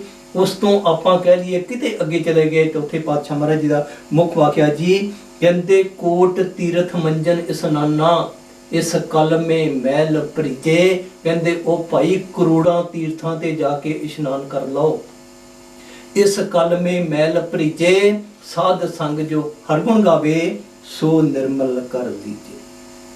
ਕਹਿੰਦੇ ਨਿਰਮਲ ਕਦੋਂ ਹੋਵੇਗਾ, ਕਹਿੰਦੇ ਉਦੋਂ ਹੋਵੇਗਾ ਜਦੋਂ ਇਹ ਇਨਸਾਨ ਕਿਸੇ ਪੂਰਨ ਸੰਤ ਸਤਿਗੁਰੂ ਦੀ ਗੱਲ, ਕਿਸੇ ਸਾਧੂ ਦੀ ਗੱਲ, ਉਸ ਦੇ ਸੰਪਰਕ ਵਿੱਚ ਜਾਣ ਤੋਂ ਬਗੈਰ ਗੱਲ ਜਿਹੜੀ ਉਹ ਨਹੀਂ ਬਣ ਸਕਦੀ। ਜਿਸ ਤਰ੍ਹਾਂ ਆਪਾਂ ਵਿਚਾਰ ਕਰ ਰਹੇ ਕਿ ਹਰੇਕ ਮਹਾਤਮਾ ਨੇ ਆਪਣੀ ਬਾਣੀ ਦੇ ਅੰਦਰ ਜਿਹੜਾ ਇਸ ਇਨਸਾਨੀ ਜਾਮੇ ਦੀ ਗੱਲ ਜਿਹੜੀ, ਉਸ ਦੀ ਮਹਾਨਤਾ ਦੀ ਗੱਲ ਜਿਹੜੀ ਉਹ ਦੱਸੀ। ਭੈਣ ਜੀ ਥੋੜਾ ਜਿਹਾ ਇਸ਼ਾਰਾ ਦੇ ਗਏ ਸਤਿਗੁਰੂ ਕਬੀਰ ਸਾਹਿਬ ਮਹਾਰਾਜ ਜੀ ਦੇ ਬਾਣੀ ਦੇ ਵਿੱਚੋਂ ਕਿ ਜਿਸ ਤਰ੍ਹਾਂ ਇੱਕ ਫਲ ਦਰਖਤ ਦੇ ਨਾਲੋਂ ਟੁੱਟ ਜਾਵੇ, ਇਨਸਾਨੀ ਜਾਮਾ ਮਿਲਿਆ, ਜਿਸ ਤਰ੍ਹਾਂ ਉਹ ਫਲ ਨੂੰ ਦੁਨੀਆ ਦੀ ਕੋਈ ਤਾਕਤ ਜਿਹੜੀ ਉਸ ਦਰਖਤ ਦੇ ਨਾਲ ਵਾਪਸ ਨਹੀਂ ਜੋੜ ਸਕਦੀ, ਇਸੇ ਤਰੀਕੇ ਦੇ ਨਾਲ ਬਈ ਇਹ ਇਨਸਾਨ ਦਾ ਜਾਮਾ ਇੱਕ ਵਾਰੀ ਮਿਲ ਗਿਆ ਨਾ, ਤੇ ਫਿਰ ਬਾਰ-ਬਾਰ ਜਿਹੜਾ ਉਹ ਨਹੀਂ ਮਿਲ ਸਕੇਗਾ। ਭੈਣ ਜੀ ਨੇ ਜ਼ਿਕਰ ਕੀਤਾ ਭਗਵਾਨ ਵਾਲਮੀਕ ਜੀ ਦੀ ਬਾਣੀ ਦੇ ਵਿੱਚੋਂ ਪ੍ਰਮਾਣ ਲੈ ਕੇ ਕੀ ਫਰਮਾਇਆ, ਕਹਿੰਦੇ ਇੱਕ ਸਾਹ ਵੀ ਜੋ ਆਤਮ ਵਿਚਾਰ ਤੋਂ ਰਹਿਤ ਹੈ ਉਹ ਬੇਅਰਥ ਹੈ। ਪਹਿਲੀ ਕੜੀ ਦੇ ਵਿੱਚ ਭਗਵਾਨ ਵਾਲਮੀਕ ਜੀ ਨੇ ਕੀ ਫਰਮਾਇਆ, ਕਹਿੰਦੇ ਇੱਕ ਸਾਹ ਵੀ ਆਤਮ ਵਿਚਾਰ ਤੋਂ ਰਹਿਤ। ਹੁਣ ਆਪਾਂ ਇੱਥੇ ਥੋੜੀ ਜਿਹੀ ਵਿਚਾਰ ਕਰਾਂਗੇ ਕਿ ਆਤਮ ਵਿਚਾਰ ਲਫ਼ਜ਼ ਜਿਹੜਾ ਭਗਵਾਨ ਵਾਲਮੀਕ ਜੀ ਨੇ ਵਰਤੋਂ ਵਿੱਚ ਲੈ ਕੇ ਆਂਦਾ, ਕਿ ਬਈ ਜਿੰਨਾ ਚਿਰ ਇਹ ਇਨਸਾਨ ਆਤਮਾ ਦੇ ਬਾਰੇ ਵਿਚਾਰ ਨਹੀਂ ਕਰੇਗਾ, 84 ਲੱਖ ਦੀ ਆਪਾਂ ਗੱਲ ਕਰ ਰਹੇ, ਉਸ ਮਾਲਕ ਦੇ ਘਰ ਵਿੱਚ ਜਦੋਂ ਇਹ ਇਨਸਾਨ ਆਤਮ ਵਿਚਾਰ ਕਰੇਗਾ, ਆਤਮਾ ਦੇ ਬਾਰੇ ਸੋਚੇਗਾ, ਇਸ ਨੂੰ ਪਤਾ ਲੱਗ ਜਾਵੇਗਾ ਕਿ ਇਸ ਇਨਸਾਨ ਦਾ ਸਰੀਰ ਜਿਹੜਾ ਉਸ ਮਾਲਕ ਦੇ ਘਰ ਵਿੱਚ ਨਹੀਂ ਜਾ ਸਕਦਾ। ਸਾਰੇ ਧਾਰਮਿਕ ਗ੍ਰੰਥ ਜਿਹੜੇ ਉਹ ਇਸ ਚੀਜ਼ ਦੀ ਜਿਹੜੀ ਉਹ ਸ਼ਹਾਦਤ ਕਹਿ ਲਓ, ਇਸ ਚੀਜ਼ ਦੀ ਗਵਾਹੀ ਜਿਹੜੀ ਉਹ ਦੇ ਰਹੇ। ਇਹ ਵੱਖਰੀ ਗੱਲ ਆ ਕਿ ਆਪਾਂ ਕੀ ਕਰਦੇ ਹਾਂ ਜੀ, ਜਦੋਂ ਕਿਸੇ ਇਨਸਾਨ ਦਾ ਆ ਜਾਏ ਨਾ ਆਖਰੀ ਟਾਈਮ, ਤੇ ਗ੍ਰੰਥੀ ਸਹਿਬਾਨ, ਪਾਠੀ ਸਹਿਬਾਨ ਜਿਹੜੇ ਉਹ ਕਰਨ ਦੇ ਅਰਦਾਸ, ਤੇ ਆਪਾਂ ਸੋਚਦੇ ਜੀ ਕਿ ਉਹ ਸਿੱਧਾ ਹੀ ਉਸ ਮਾਲਕ ਦੇ ਚਰਨਾਂ ਦੇ ਵਿੱਚ ਕਰ ਗਿਆ ਨਿਵਾਸ। ਲੇਕਿਨ ਬਾਣੀ ਜਿਹੜੀ ਹੈ ਨਾ ਉਹ ਆਪਾਂ ਨੂੰ ਇਸ ਵਹਿਮ ਔਰ ਭਰਮ ਦੇ ਵਿੱਚ ਨਹੀਂ ਪੈਣ ਦੇਵੇਗੀ, ਕਿਉਂਕਿ ਮਹਾਤਮਾ ਦੀ ਬਾਣੀ ਦੇ ਅੰਦਰ ਜਿਸ ਤਰ੍ਹਾਂ ਮੈਂ ਬੇਨਤੀ ਕੀਤੀ, ਇਹ ਵਡਿਆਈ ਆ, ਇਨਸਾਨ ਦਾ ਭਰਮ ਜਿਹੜਾ ਉਹ ਨਹੀਂ ਰਹਿਣ ਦੇਵੇਗੀ। ਸਤਿਗੁਰੂ ਕਬੀਰ ਸਾਹਿਬ ਮਹਾਰਾਜ ਜੀ ਨੇ ਇਸ ਆਤਮਾ ਦੀ ਗੱਲ ਕਰਦੇ ਹੋਏ ਪੁਜਾਰੀਆਂ ਦੇ ਉਸ ਦੀ ਆਤਮਾ ਨੂੰ ਉਸ ਮਾਲਕ ਦੇ ਘਰ ਤੱਕ ਪਹੁੰਚਾਉਣ ਦੀ ਗੱਲ ਕਰਦੇ ਹੋਏ ਆਪਣੀ ਬਾਣੀ ਦੇ ਅੰਦਰ ਇੱਕ ਜਗ੍ਹਾ ਤੇ ਜ਼ਿਕਰ ਕੀਤਾ ਜੀ, ਕਹਿੰਦੇ ਜੀਅਤ ਸਮਝੇ ਜੀਅਤ ਬੂਝੇ ਜੀਅਤ ਮੁਕਤ ਨਿਵਾਸਾ। ਕਹਿੰਦੇ ਜੀਂਦੇ ਜੀ ਜੇਕਰ ਬਈ ਮੁਕਤੀ ਪ੍ਰਾਪਤ ਨਹੀਂ ਕੀਤੀ ਤੇ ਮੌਤ ਤੋਂ ਬਾਅਦ ਉਸ ਮਾਲਕ ਦੇ ਘਰ ਦੇ ਵਿੱਚ ਇਹ ਇਨਸਾਨ ਦਾਖਲ ਨਹੀਂ ਹੋ ਸਕੇਗਾ। ਜੀਅਤ ਸਮਝੇ ਜੀਅਤ ਬੂਝੇ ਜੀਅਤ ਮੁਕਤ ਨਿਵਾਸਾ। ਸਤਿਗੁਰੂ ਕਬੀਰ ਸਾਹਿਬ ਮਹਾਰਾਜ ਜੀ ਅਗਲੀ ਕੜੀ 'ਚ ਫਰਮਾ ਰਿਹਾ ਹੈ, ਕਹਿੰਦੇ ਜੀਅਤ ਕਰਮ ਕੀ ਫਾਸ ਨਹੀਂ ਕਾਟੀ। ਕਹਿੰਦੇ ਕਰਮਾਂ ਦੀ ਫਾਂਸੀ ਤੋਂ ਆਪਣੇ ਆਪ ਨੂੰ ਆਜ਼ਾਦ ਨਹੀਂ ਕੀਤਾ। ਜਿਸ ਤਰ੍ਹਾਂ ਆਪਾਂ ਪਹਿਲਾਂ ਵਿਚਾਰ ਕਰ ਚੁੱਕੇ ਕਿ ਸਾਧੂ ਦੀ ਸੰਗਤ ਕਿਉਂ ਕਰਨੀ, ਕਿਉਂਕਿ ਉਸ ਨੂੰ ਪਤਾ ਕਿ ਕਰਮਾਂ ਦੇ ਵਿੱਚੋਂ ਕਿਹੋ ਜਿਹਾ ਬੀਜ ਜਿਹੜਾ ਉਹ ਪੈਦਾ ਹੋਵੇਗਾ। ਇਸ ਕਰਕੇ ਸਤਿਗੁਰੂ ਕਬੀਰ ਸਾਹਿਬ ਮਹਾਰਾਜ ਜੀ ਨੇ ਕੀ ਫਰਮਾਇਆ, ਕਹਿੰਦੇ ਜੀਅਤ ਸਮਝੇ ਜੀਅਤ ਬੂਝੇ ਜੀਅਤ ਮੁਕਤਨ ਵਾਸਾ, ਜੀਅਤ ਕਰਮ ਕੀ ਫਾਸ ਨੇ ਕਾਟੀ ਮੋਏ ਮੁਕਤ ਕੀ ਆਸਾ। ਕੀ ਆਸਾ ਸਾਨੂੰ ਕੁਐਸਚਨ ਕਰਦੇ, ਕਹਿੰਦੇ ਦੱਸੋ ਕਿ ਉਹ ਇਨਸਾਨ ਜੀਂਦੇ ਜੀ ਮੁਕਤੀ ਪ੍ਰਾਪਤ ਨਹੀਂ ਕਰ ਸਕਿਆ ਤੇ ਮੌਤ ਤੋਂ ਬਾਅਦ ਮੁਕਤੀ ਜਿਹੜੀ ਉਹ ਨਹੀਂ ਹੋ ਸਕਦੀ। ਇੱਥੇ ਕੁਐਸਚਨ ਮਾਰਕ ਹੋ ਜਾਏਗਾ।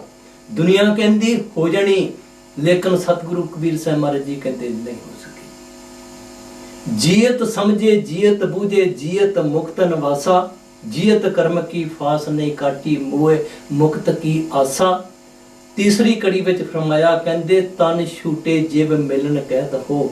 ਤਨ ਛੂਟੇ ਮੌਤ ਹੋ ਗਈ। ਕਹਿੰਦੇ ਜਿਸ ਨੂੰ ਤੁਸੀਂ ਕਹਿ ਰਹੇ ਹੋ ਕਿ ਉਸ ਮਾਲਕ ਦੇ ਨਾਲ ਮਿਲ ਜਾਓਗੇ ਜਾਂ ਉਸ ਦੇ ਚਰਨਾਂ 'ਚ ਨਿਵਾਸ ਹੋ ਜਾਏਗਾ, ਕਹਿੰਦੇ ਤਨ ਛੂਟੇ ਜਿਵ ਮਿਲਣ ਕਹਿਤ ਹੋ ਸੋ ਸਭ ਝੂਠੀ ਆਸਾ। ਹੁਣ ਸਤਿਗੁਰੂ ਕਬੀਰ ਸਾਹਿਬ ਮਹਾਰਾਜ ਜੀ ਕਹਿੰਦੇ ਉਹ ਭਾਈ ਝੂਠੀ ਆਸ ਦੇ ਵਿੱਚ ਜਿਹੜਾ ਉਹ ਨਾ ਬੈਠੇ ਰਹੋ। ਕਹਿੰਦੇ ਅਬ ਹੂੰ ਮਿਲਾ ਸੋ ਤਬ ਹੂੰ ਮਿਲੇਗਾ। ਕਹਿੰਦੇ ਜੀਂਦੇ ਜੀ ਨਹੀਂ ਮਿਲ ਸਕੇ, ਅਬ ਹੂੰ ਮਿਲਾ ਸੋ ਤਬ ਹੂੰ ਮਿਲੇਗਾ, ਨਹੀਂ ਤੋ ਜਮਪੁਰ ਵਾਸਾ। ਕਹਿੰਦੇ ਜਮਾਂ ਦੀ ਫਾਂਸੀ ਤੋਂ ਆਪਣੇ ਆਪ ਨੂੰ ਨਹੀਂ ਬਚਾ ਸਕੋਗੇ। ਆਪਾਂ ਵਿਚਾਰ ਕੀਤੀ 84 ਦੇ ਚੱਕਰ ਦੀ ਬਾਰੇ ਕਿ ਇਹ 84 ਦੀ ਜਿਹੜੀ ਗੱਲ ਕਰ ਰਹੇ ਹਨ ਨਾ, ਸਤਿਗੁਰੂ ਕਬੀਰ ਸਾਹਿਬ ਮਹਾਰਾਜ ਜੀ ਕਹਿੰਦੇ ਬਈ ਉਹ ਤੁਹਾਡੇ ਵਾਸਤੇ ਜਿਹੜਾ ਉਹ ਤਿਆਰ ਹੋਵੇਗਾ। ਇਸ ਨੂੰ ਭਗਵਾਨ ਵਾਲਮੀਕ ਜੀ ਨੇ ਆਤਮ ਵਿਚਾਰ ਦਾ ਲਫ਼ਜ਼ ਜਿਹੜਾ ਉਹ ਵਰਤੋਂ ਵਿੱਚ ਲੈ ਕੇ ਆਂਦਾ। ਕੀ ਫਰਮਾਇਆ, ਕਹਿੰਦੇ ਇੱਕ ਸਾਹ ਵੀ ਜੋ ਆਤਮ ਵਿਚਾਰ ਤੋਂ ਰਹਿਤ ਹੈ ਉਹ ਵਿਅਰਥ ਹੈ। ਜਿਸ ਤਰ੍ਹਾਂ ਮੈਂ ਬੇਨਤੀ ਕੀਤੀ 2 ਸਫ਼ਰ ਤਨ ਪਹੁੰਚ ਜਾਏਗਾ ਸ਼ਮਸ਼ਾਨ ਘਾਟ ਤੇ, ਆਤਮਾ ਜਿਹੜੀ ਉਹ ਨਹੀਂ ਪਹੁੰਚੇਗੀ। ਇਸੇ ਤਰੀਕੇ ਦੇ ਨਾਲ ਜੇਕਰ ਆਪਾਂ ਸ਼ੇਖ ਫਰੀਦ ਜੀ ਦੀ ਬਾਣੀ ਦੇ ਉੱਪਰ ਵਿਚਾਰ ਕਰ ਲਈਏ, ਆਪਾਂ ਇੱਕ ਦੋ ਪ੍ਰਮਾਣ ਲਵਾਂਗੇ ਇਹੋ ਜਿਹੇ ਤਾਂ ਕਿ ਆਪਾਂ ਨੂੰ ਸਮਝ ਆ ਜਾਏ ਕਿ ਜਿਹੜੀ ਗੱਲ ਭਗਵਾਨ ਵਾਲਮੀਕ ਜੀ ਨੇ ਆਪਾਂ ਨੂੰ ਦੱਸੀ ਆ ਨਾ, ਤੇ ਸ਼ੇਖ ਫਰੀਦ ਜੀ ਉਹ ਉਸੇ ਚੀਜ਼ ਬਾਰੇ ਗੱਲ ਕਰ ਰਹੇ। ਕਹਿੰਦੇ ਜਿੰਦ ਬਹੁਤੀ ਮਰਨ ਪਰ। ਆ ਦੁਨਿਆਵੀ ਗੱਲ ਸ਼ੇਖ ਫਰੀਦ ਜੀ ਕਰ ਰਹੇ। ਕਹਿੰਦੇ ਜਿਸ ਤਰ੍ਹਾਂ ਆਪਾਂ ਨੂੰ ਪਤਾ ਜੀ ਕਿ ਆਪਾਂ ਬੱਚਿਆਂ ਦੇ ਵਿਆਹ ਰਚਦੇ ਆ ਨਾ, ਤੇ ਲਾੜਾ ਉਸ ਜਿਹੜਾ ਬ੍ਰਾਈਡ ਗਰੂਮ ਜਿਹੜੀ ਉਸ ਨੂੰ ਵਿਆਹਣ ਵਾਸਤੇ ਜਾਂਦਾ। ਸ਼ੇਖ ਫਰੀਦ ਜੀ ਨੇ ਗੱਲ ਉਥੋਂ ਲੈ ਕੇ ਆਂਦੀ, ਕਹਿੰਦੇ ਅਖੀਰਲਾ ਸਮਾਂ ਆਵੇਗਾ। ਕਹਿੰਦੇ ਇਸ ਦੀ ਆਤਮਾ ਦੀ ਆਪਾਂ ਗੱਲ ਕਰ ਰਹੇ ਹਾਂ। ਕਹਿੰਦੇ ਜਿੰਦ ਬਹੁਤੀ ਮਰਨ ਵਰ ਲੈ ਜਾਸੀ ਪਰਨਾਏ। ਕਹਿੰਦੇ ਉਹ ਭਾਈ ਤੁਹਾਨੂੰ ਪਤਾ ਵੀ ਨਹੀਂ ਲੱਗੇਗਾ ਕਿ ਆਤਮਾ ਜਿਹੜੀ ਉਹ ਇਸ ਇਨਸਾਨ ਦੀ ਜਿਹੜੀ ਉਹ ਕਿੱਥੇ ਗਈ। ਦੂਸਰੀ ਕੜੀ ਵਿੱਚ ਭਗਵਾਨ ਵਾਲਮੀਕ ਜੀ ਨੇ ਕੀ ਫਰਮਾਇਆ, ਕਹਿੰਦੇ ਮਨੁੱਖ ਦੇ ਇੱਕ ਸਾਹ ਦੇ ਬਰਾਬਰ ਸਾਰੀ ਪ੍ਰਿਥਵੀ ਦਾ ਧਨ ਜਿਹੜਾ ਉਹ ਤੋਸ਼ਿਆ। ਆਪਾਂ ਬਾਹਰਲੀ ਦੁਨੀਆ ਦੀ ਗੱਲ ਕਰਕੇ ਵੇਖੀਏ ਨਾ, ਤੇ ਆਪਾਂ ਦੇਖੋ ਜੀ ਬੈਂਕਾਂ ਦੇ ਅੰਦਰ ਜਦੋਂ ਪੈਸੇ ਜਮ੍ਹਾਂ ਕਰਾਉਣ ਵਾਸਤੇ ਤੇ ਜਾਂ ਆਪਾਂ ਕਢਾਉਣ ਵਾਸਤੇ ਜਾਂਦੇ ਤੇ ਆਪਣੇ ਕੋਲ ਉਹ ਸੁਵਿਧਾ ਹੈਗੀ, ਭਾਵ ਇਹ ਆਪਾਂ ਨੂੰ ਫੈਸਿਲਿਟੀ ਮਿਲੀ ਆ ਕਿ ਆਪਾਂ ਆਪਣੇ ਅਕਾਊਂਟ ਦੇ ਵਿੱਚੋਂ ਪੈਸੇ ਜਿਹੜੇ ਉਹ ਕਢਾ ਸਕਦੇ ਤੇ ਉਸ ਅਕਾਊਂਟ ਦੇ ਵਿੱਚ ਜਿਹੜਾ ਉਹ ਪੈਸੇ ਜਮ੍ਹਾਂ ਵੀ ਕਰਾ ਸਕਦੇ। ਲੇਕਿਨ ਮਹਾਤਮਾ ਦੇ ਦੱਸਣ ਅਨੁਸਾਰ ਸਵਾਸਾਂ ਦੀ ਇੱਕ ਇਹੋ ਜਿਹੀ ਪੂੰਜੀ ਆ, ਭਗਵਾਨ ਵਾਲਮੀਕ ਜੀ ਨੇ ਗੱਲ ਉੱਥੋਂ ਲੈ ਕੇ ਆਂਦੀ ਕਿ ਮਨੁੱਖ ਦੇ ਇੱਕ ਸਾਹ ਦੇ ਬਰਾਬਰ ਸਾਰੀ ਪ੍ਰਿਥਵੀ ਦਾ ਧਨ ਤੋਸ਼ਿਆ। ਕਹਿੰਦੇ ਆਪਾਂ ਉਸ ਅਕਾਊਂਟ ਦੇ ਵਿੱਚ, ਬਾਹਰੀ ਅਕਾਊਂਟ ਦੇ ਵਿੱਚ, ਪੈਸਿਆਂ ਵਾਲੇ ਅਕਾਊਂਟ ਦੇ ਵਿੱਚ ਪੈਸੇ ਜਮ੍ਹਾਂ ਕਰਾ ਸਕਦੇ, ਪੈਸੇ ਜਿਹੜੇ ਉਹ ਕਢਾ ਸਕਦੇ, ਲੇਕਿਨ ਜਿੱਥੇ ਸਵਾਸਾਂ ਦੀ ਪੂੰਜੀ ਦਾ ਅਕਾਊਂਟ ਆ ਨਾ, ਉੱਥੇ ਜਮ੍ਹਾਂ ਨਹੀਂ ਹੋ ਸਕਦੇ, ਕਿਉਂਕਿ ਜਿਹੜੇ ਉੱਥੇ ਪਏ ਆ ਨਾ ਐਸਤਾ ਉਹ ਜਿਹੜੇ ਉਹ ਖਰਚ ਹੋ ਰਹੇ। ਆਪਾਂ ਚਾਹੇ ਜ਼ਿੰਦਗੀ ਦਾ 50ਵਾਂ ਬਰਥਡੇ ਮਨਾ ਲਈਏ, 60ਵਾਂ ਮਨਾ ਲਈਏ ਜਾਂ 70ਵਾਂ ਮਨਾ ਲਈਏ, ਲੇਕਿਨ ਮਹਾਤਮਾ ਦੀ ਬਾਣੀ ਆਪਾਂ ਨੂੰ ਚੇਤਾ ਕਰਾ ਰਹੀ ਕਿ ਇਹ ਇਨਸਾਨ ਹਰ ਆਏ ਦਿਨ ਜਿਹੜਾ ਮੌਤ ਦੇ ਨੇੜੇ ਜਿਹੜਾ ਉਹ ਹੋਈ ਜਾ ਰਿਹਾ। ਇਸ ਕਰਕੇ ਭਗਵਾਨ ਵਾਲਮੀਕ ਜੀ ਨੇ ਕੀ ਫਰਮਾਇਆ, ਕਹਿੰਦੇ ਮਨੁੱਖ ਦੇ ਇੱਕ ਸਾਹ ਦੇ ਬਰਾਬਰ ਸਾਰੀ ਪ੍ਰਿਥਵੀ ਦਾ ਧਨ ਜਿਹੜਾ ਉਹ ਤੋਸ਼ਿਆ। ਤੀਸਰੀ ਕੜੀ ਵਿੱਚ ਭਗਵਾਨ ਵਾਲਮੀਕ ਜੀ ਨੇ ਕੀ ਫਰਮਾਇਆ? ਕਹਿੰਦੇ ਜੇਕਰ ਇੱਕ ਸਾਹ ਵੀ ਨਿਸਫਲ ਲਫ਼ਜ਼ ਵਰਤਿਆ, ਕਹਿੰਦੇ ਬਈ ਵਿਅਰਥ ਗਵਾ ਦਿੱਤਾ, ਭਾਵ ਉਸ ਮਾਲਕ ਦੀ ਬੰਦਗੀ ਦੇ ਵਿੱਚ ਇਸ ਇਨਸਾਨ ਨੇ ਆਪਣੇ ਸਵਾਸਾਂ ਦੀ ਪੂੰਜੀ ਨੂੰ ਨਹੀਂ ਲਾਇਆ। ਕਹਿੰਦੇ ਜੇਕਰ ਇੱਕ ਸਾਹ ਵੀ ਨਿਸਫਲ ਚਲਿਆ ਜਾਵੇ ਤੇ ਫਿਰ ਮੰਗਿਆ ਨਹੀਂ ਮਿਲਦਾ। ਆਪਾਂ ਥੋੜੀ ਜਿਹੀ ਵਿਚਾਰ ਕਰਾਂਗੇ ਕਿਉਂਕਿ ਸਮਾਂ ਆਪਣੀ ਰਫ਼ਤਾਰ ਦੇ ਨਾਲ ਤੁਰਿਆ ਜਾ ਰਿਹਾ। ਸਿਕੰਦਰ ਬਾਦਸ਼ਾਹ, ਆਪਾਂ ਥੋੜੀ ਜਿਹੀ ਗੱਲ ਨੂੰ ਨੇੜੇ ਲੈ ਕੇ ਆਵਾਂਗੇ। ਹਿੰਦੁਸਤਾਨ ਦੇ ਵਿੱਚ ਜਿਹੜਾ ਉਹ ਆਪਾਂ ਕਹਿ ਲਈਏ ਉਸ ਨੂੰ ਸਿੰਧ ਦਰਿਆ ਨੂੰ ਪਾਰ ਕਰਕੇ ਤੇ ਹਿੰਦੁਸਤਾਨ ਨੂੰ ਜਿਹੜਾ ਉਹ ਲੁੱਟਣ ਵਾਸਤੇ ਆਇਆ। ਵਾਪਸੀ ਦੇ ਰਸਤੇ ਜਾਂਦੇ ਦੱਸਦੇ ਕਿ ਉਸ ਨੂੰ ਮਲੇਰੀਆ ਹੋ ਗਿਆ ਜਾਂ ਕੋਈ ਇਹੋ ਜਿਹੀ ਜਿਹੜੀ ਉਹ ਬਿਮਾਰੀ ਹੋ ਗਈ। ਲੇਕਿਨ ਸਿਕੰਦਰ ਕਹਿੰਦਾ ਉਹ ਵਾਪਸ ਨਹੀਂ ਜਾ ਸਕਦਾ। ਅਹਿਲਕਾਰ ਸਨ ਉਸ ਦੇ ਨਾਲ, ਉਹਨਾਂ ਨੇ ਕਿਹਾ ਬਾਦਸ਼ਾਹ ਥੋੜਾ ਜਿਹਾ ਅੱਗੇ ਚਲੋ, ਕਿਤੇ ਆਰਾਮ ਕਰਨ ਵਾਲੀ ਜਗ੍ਹਾ ਮਿਲੇਗੀ, ਜਿਸ ਤਰ੍ਹਾਂ ਗਰਮੀਆਂ ਦੇ ਦਿਨ ਸਨ ਤੇ ਛਾਂ ਵਗੈਰਾ ਦਰਖਤਾਂ ਦੀ, ਕਹਿੰਦੇ ਉੱਥੇ ਜਿਹੜਾ ਆਪਾਂ ਆਰਾਮ ਕਰ ਸਕਦੇ। ਲਿਖਤ ਵਿੱਚ ਇਸ ਤਰ੍ਹਾਂ ਮਿਲਦਾ ਕਿ 2 ਲੱਖ ਫੌਜ ਲੈ ਕੇ 12 ਕੁ ਸਾਲ ਇਹ ਲੜਾਈਆਂ ਹੀ ਲੜਦਾ ਰਿਹਾ ਤੇ ਮਨ ਵਿੱਚ ਖਾਸ ਸੀ ਕਿ ਇਹ ਆਪਣੀ ਮਾਂ ਨੂੰ ਦੱਸਣਾ ਚਾਹੁੰਦਾ ਕਿ ਦੁਨੀਆ ਦਾ ਇੱਕ ਵਿਜੇਤਾ ਬਾਦਸ਼ਾਹ ਸਿਕੰਦਰ, ਜਿਸ ਨੇ ਸਾਰੀ ਦੁਨੀਆ ਜਿਹੜੀ ਉਹ ਫਤਿਹ ਕਰ ਲਈ। ਕੀ ਹੋਇਆ? ਸਿਕੰਦਰ ਦੱਸਦੇ ਘੋੜੇ ਤੋਂ ਥੱਲੇ ਉਤਰ ਗਿਆ, ਕਹਿੰਦਾ ਮੈਂ ਅੱਗੇ ਨਹੀਂ ਜਾ ਸਕਦਾ। ਜਿਹੜੇ ਉਸ ਦੇ ਨਾਲ ਹਕੀਮ ਵਗੈਰਾ ਸਨ ਆਏ ਤੇ ਉਹਨਾਂ ਨੂੰ ਸਿਕੰਦਰ ਨੇ ਆਖਿਆ, ਕਹਿਣ ਲੱਗੇ ਜੀ, ਸਿਕੰਦਰ ਨੇ ਉਹਨਾਂ ਨੂੰ ਆਖਿਆ ਕਿ ਮੇਰੇ ਮਨ ਦੀ ਇੱਕ ਖਾਸ਼ ਆ, ਜਿਸ ਤਰ੍ਹਾਂ ਭਗਵਾਨ ਵਾਲਮੀਕ ਜੀ ਨੇ ਦੱਸਿਆ ਕਿ ਇੱਕ ਵੀ ਸਾਹ ਜਿਹੜਾ ਇਹ ਮੰਗਿਆ ਨਹੀਂ ਮਿਲਦਾ। ਕਹਿਣ ਲੱਗੇ ਕਿ ਸਿਕੰਦਰ ਕਹਿੰਦਾ ਜਿਤਨੀ ਦੌਲਤ ਮੈਂ ਲੁੱਟ ਕੇ ਲੈ ਕੇ ਆਇਆ ਨਾ, ਉਸ ਦਾ ਅੱਧਾ ਹਿੱਸਾ ਕਰ ਲਓ ਤੇ ਉਹ ਮੈਂ ਦੇ ਦਿਆਂਗਾ ਤੁਹਾਨੂੰ। ਜਿਹੜੇ ਉਸ ਦੇ ਨਾਲ ਹਕੀਮ ਵਗੈਰਾ ਸਨ, ਵੈਦ ਸਨ, ਤੇ ਮੇਰੀ ਮਾਂ ਨਾਲ ਗੱਲ ਕਰਾ ਦਿਓ। ਤੇ ਉਹਨਾਂ ਨੇ ਕੀ ਆਖਿਆ? ਕਹਿਣ ਲੱਗੇ ਬਾਦਸ਼ਾਹ ਤੂੰ ਅੱਧੀ ਆਪਣੀ ਪੂੰਜੀ ਦੀ ਗੱਲ ਕਰ ਰਿਹਾ, ਜਿਹੜੀ ਲੁੱਟ ਕੇ ਲੈ ਕੇ ਵਾਪਸ ਜਾ ਰਿਹਾ, ਜੇਕਰ ਸਾਰੀ ਦੌਲਤ ਵੀ ਆਪਣੀ ਦੇ ਦੇਵੇਂ ਤੇ ਅਸੀਂ ਤੈਨੂੰ ਇੱਕ ਸਾਹ ਜਿਹੜਾ ਉਹ ਨਹੀਂ ਦੇ ਸਕਦੇ। ਤੇ ਲਿਖਤ ਵਿੱਚ ਇਸ ਤਰ੍ਹਾਂ ਮਿਲਦਾ ਕਿ ਸਿਕੰਦਰ ਬਾਦਸ਼ਾਹ ਆਪਣੀ ਮਾਂ ਨਾਲ ਗੱਲ ਕਰਨ ਤੋਂ ਬਗੈਰ ਹੀ ਇਸ ਦੁਨੀਆ ਤੋਂ ਜਿਹੜਾ ਉਹ ਚੱਲਦਾ ਬਣਿਆ। ਇਸ ਕਰਕੇ ਭਗਵਾਨ ਵਾਲਮੀਕ ਜੀ ਨੇ ਕੀ ਫਰਮਾਇਆ? ਕਹਿੰਦੇ ਜੇਕਰ ਇੱਕ ਸਾਹ ਵੀ ਨਿਸਫਲ ਚਲਿਆ ਜਾਵੇ ਤੇ ਫਿਰ ਮੰਗਿਆ ਜਿਹੜਾ ਉਹ ਨਹੀਂ। ਅਖੀਰਲੀ ਚੌਥੀ ਕੜੀ ਦੇ ਵਿੱਚ ਭਗਵਾਨ ਵਾਲਮੀਕ ਜੀ ਨੇ ਕੀ ਫਰਮਾਇਆ? ਕਹਿੰਦੇ ਜਿਹੜੇ ਇਨਸਾਨ ਲਫ਼ਜ਼ ਵਰਤਿਆ, ਕਹਿੰਦੇ ਕੋਈ ਵੀ ਹੋ ਸਕਦਾ, ਸਿੱਖ ਹੋ ਸਕਦਾ, ਹਿੰਦੂ ਹੋ ਸਕਦਾ, ਮੁਸਲਮਾਨ ਹੋ ਸਕਦਾ, ਇਸਤਰੀ ਹੋ ਸਕਦੀ, ਪੁਰਸ਼ ਹੋ ਸਕਦੀ। ਜਿਸ ਤਰ੍ਹਾਂ ਮੈਂ ਪਹਿਲਾਂ ਬੇਨਤੀ ਕਰ ਚੁੱਕਾ ਕਿ ਭਗਵਾਨ ਵਾਲਮੀਕ ਜੀ ਦੀ ਬਾਣੀ, ਇਹ ਵੱਖਰੀ ਗੱਲ ਹੈ ਕਿ ਆਪਾਂ ਕਲੇਮ ਕਰ ਦਈਏ ਕਿ ਬਈ ਇਹ ਭਗਵਾਨ ਵਾਲਮੀਕ ਜੀ ਦੀ ਬਾਣੀ ਸਿਰਫ ਭਗਵਾਨ ਵਾਲਮੀਕ ਜੀ ਨੂੰ ਮੰਨਣ ਵਾਲਿਆਂ ਵਾਸਤੇ। ਲੇਕਿਨ ਭਗਵਾਨ ਵਾਲਮੀਕ ਜੀ ਕਹਿ ਰਹੇ ਕਿ ਜਿਹੜੇ ਇਨਸਾਨ ਸਾਹ ਨੂੰ ਵਿਅਰਥ ਗਵਾਉਂਦੇ ਉਹਨਾਂ ਨੂੰ ਪਸ਼ੂ ਜਾਣ। ਇਸ ਕਰਕੇ ਆਪਾਂ ਕਿਸੇ ਵੀ ਮਹਾਤਮਾ ਦੀ ਬਾਣੀ ਦੇ ਉੱਪਰ ਵਿਚਾਰ ਕਰਕੇ ਵੇਖੀਏ, ਉਹਨਾਂ ਨੇ ਇਸ ਇਨਸਾਨ ਨੂੰ ਇਨਸਾਨੀ ਜਾਮੇ ਦੀ ਮਹਾਨਤਾ ਕਹਿ ਲਈਏ, ਇਨਸਾਨੀ ਜਾਮੇ ਦੀ ਵਡਿਆਈ ਕਹਿ ਲਈਏ।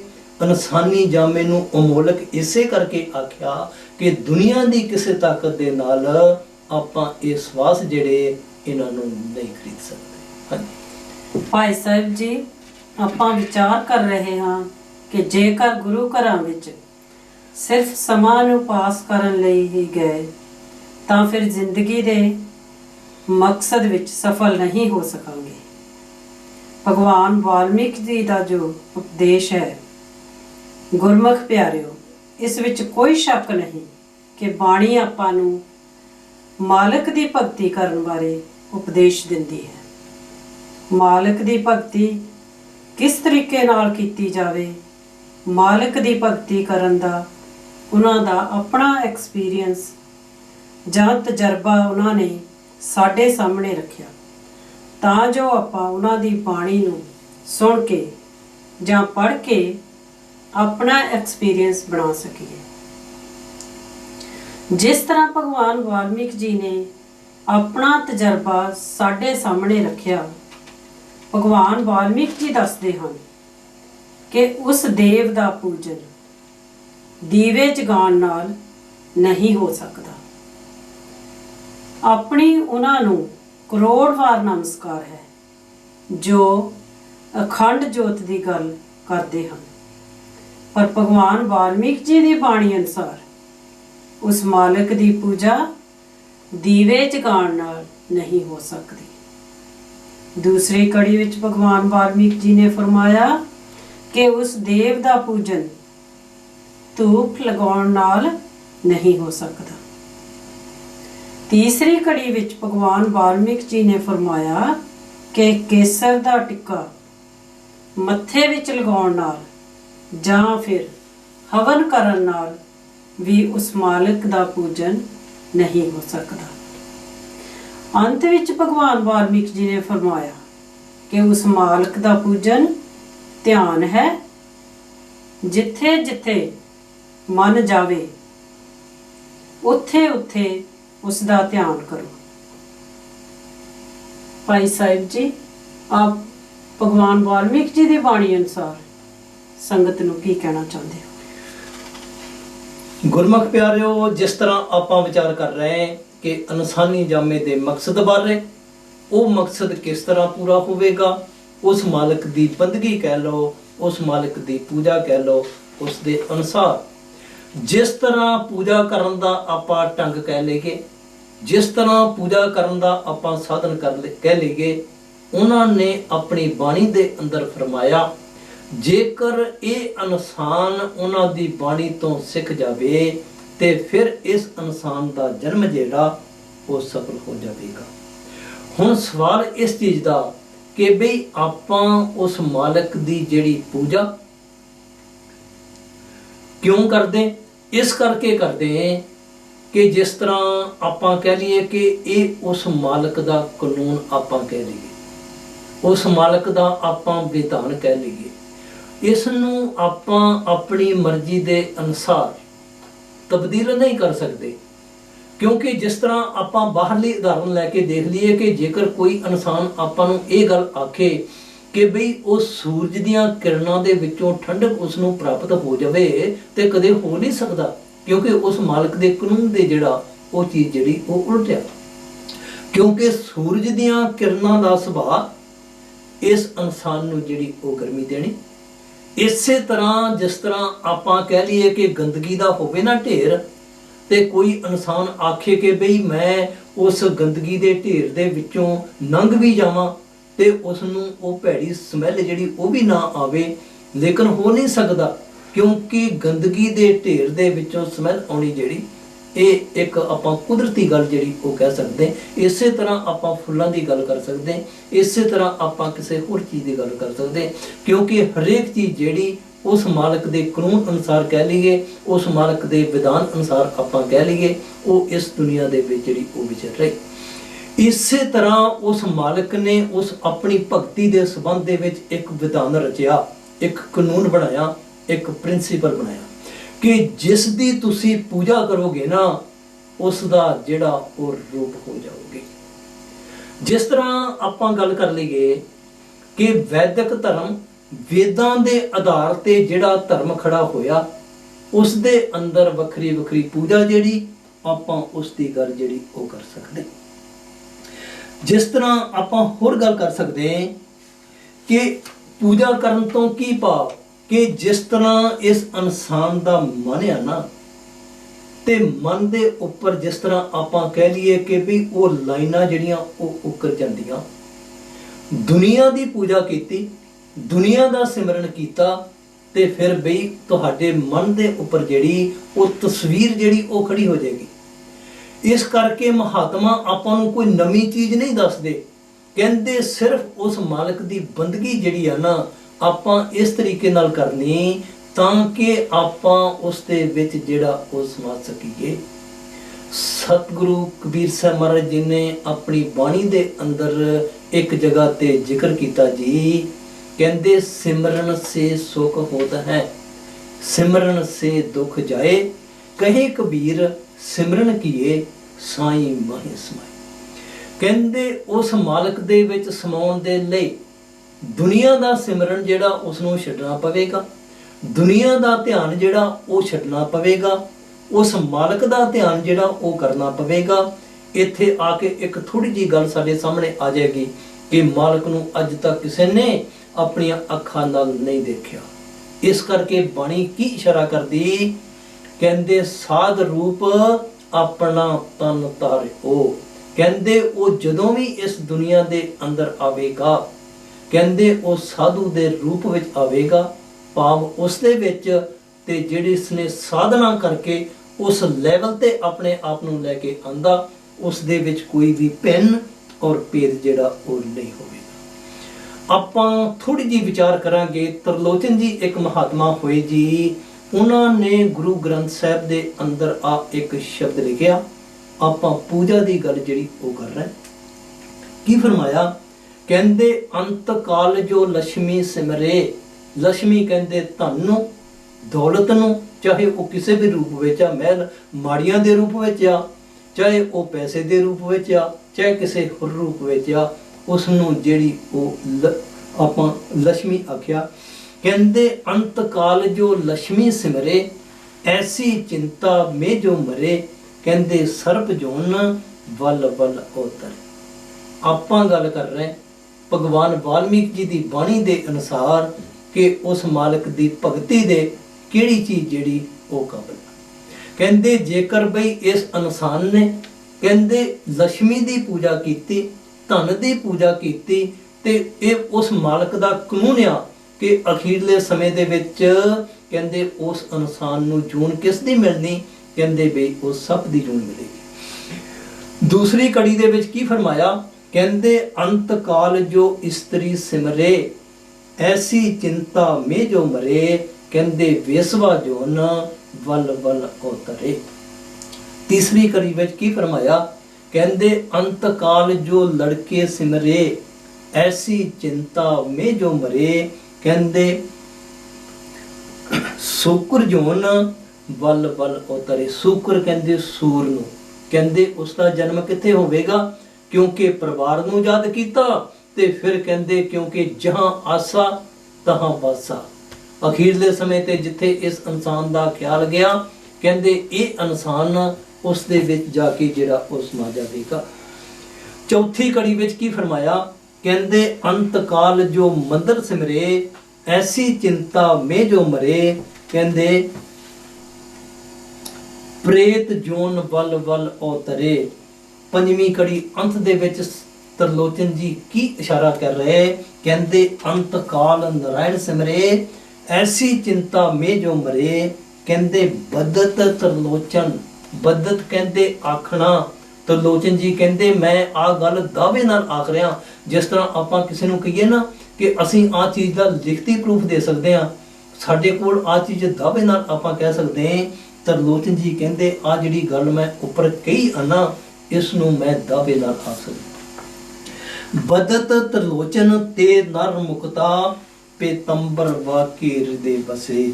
ਕਹਿੰਦੇ ਪੀਤੰਬਰ ਉਹ ਪਰਮਾਤਮਾ ਇਸ ਇਨਸਾਨ ਦੇ ਮਨ ਦੇ ਅੰਦਰ ਜਿਹੜਾ ਉਹ ਵਸ ਜਾਵੇਗਾ। ਇਸ ਕਰਕੇ ਭਗਵਾਨ ਵਾਲਮੀਕ ਜੀ ਨੇ ਪੂਜਾ ਦੇ ਸੰਬੰਧ ਦੇ ਵਿੱਚ ਦ੍ਰਿੜ ਅਭਿਆਸ ਦੀ ਗੱਲ ਜਿਹੜੀ ਉਹ ਕੀਤੀ। ਇਸ ਕਰਕੇ ਮਹਾਤਮਾ ਦੀ ਬਾਣੀ ਦੇ ਅਨੁਸਾਰ ਜੇਕਰ ਇਹ ਇਨਸਾਨ ਸਿੱਖ ਜਾਵੇ ਤੇ ਆਪਾਂ ਆਖ ਸਕਦੇ ਕਿ ਇਹ ਇਨਸਾਨ ਆਪਣੀ ਜ਼ਿੰਦਗੀ ਦੇ ਮਕਸਦ ਦੇ ਵਿੱਚ ਜਿਹੜਾ ਉਹ ਸਫਲ ਹੋ ਸਕਦਾ। ਹਾਂਜੀ ਭਾਈ ਸਾਹਿਬ ਜੀ, ਆਪ ਜੀ ਨੇ ਪੂਜਾ ਦੇ ਬਾਰੇ ਕਾਫੀ ਵਿਸਥਾਰ ਵਿੱਚ ਜ਼ਿਕਰ ਕੀਤਾ। ਇਸੇ ਤਰ੍ਹਾਂ ਹੀ ਉਪਨਿਸ਼ਦਾਂ ਦੇ ਅੰਦਰ ਪਿੱਪਲ ਦੀ ਪੂਜਾ, ਬੋੜ ਦੀ ਪੂਜਾ, ਤੁਲਸੀ ਦੀ ਪੂਜਾ, ਵਗਦੇ ਹੋਏ ਦਰਿਆਵਾਂ ਦੀ ਪੂਜਾ, ਸਰੋਵਰਾਂ ਦੀ ਪੂਜਾ, ਖਾਸ ਕਰਕੇ ਰਿਗਵੇਦ ਵਿੱਚ ਇਸ ਦਾ ਜ਼ਿਕਰ ਹੈ, ਅਤੇ ਅੱਗ ਦੀ ਪੂਜਾ ਬਾਰੇ ਅਥਰਵ ਵੇਦ ਵਿੱਚ ਜ਼ਿਕਰ ਮਿਲਦਾ। ਇਸੇ ਤਰ੍ਹਾਂ ਹੀ ਜਾਨਵਰਾਂ ਦੀ ਪੂਜਾ, ਗਊ ਦੀ ਪੂਜਾ, ਸੁਦਾ ਸਾਗਰ ਜਾਂ ਸ਼੍ਰੀ ਮਦ ਭਾਗਵਤ ਪੁਰਾਣ ਵਿੱਚ ਸਮੁੰਦਰ ਦੇ ਰਿੜਕਣ ਦੀ ਗੱਲ ਆਈ।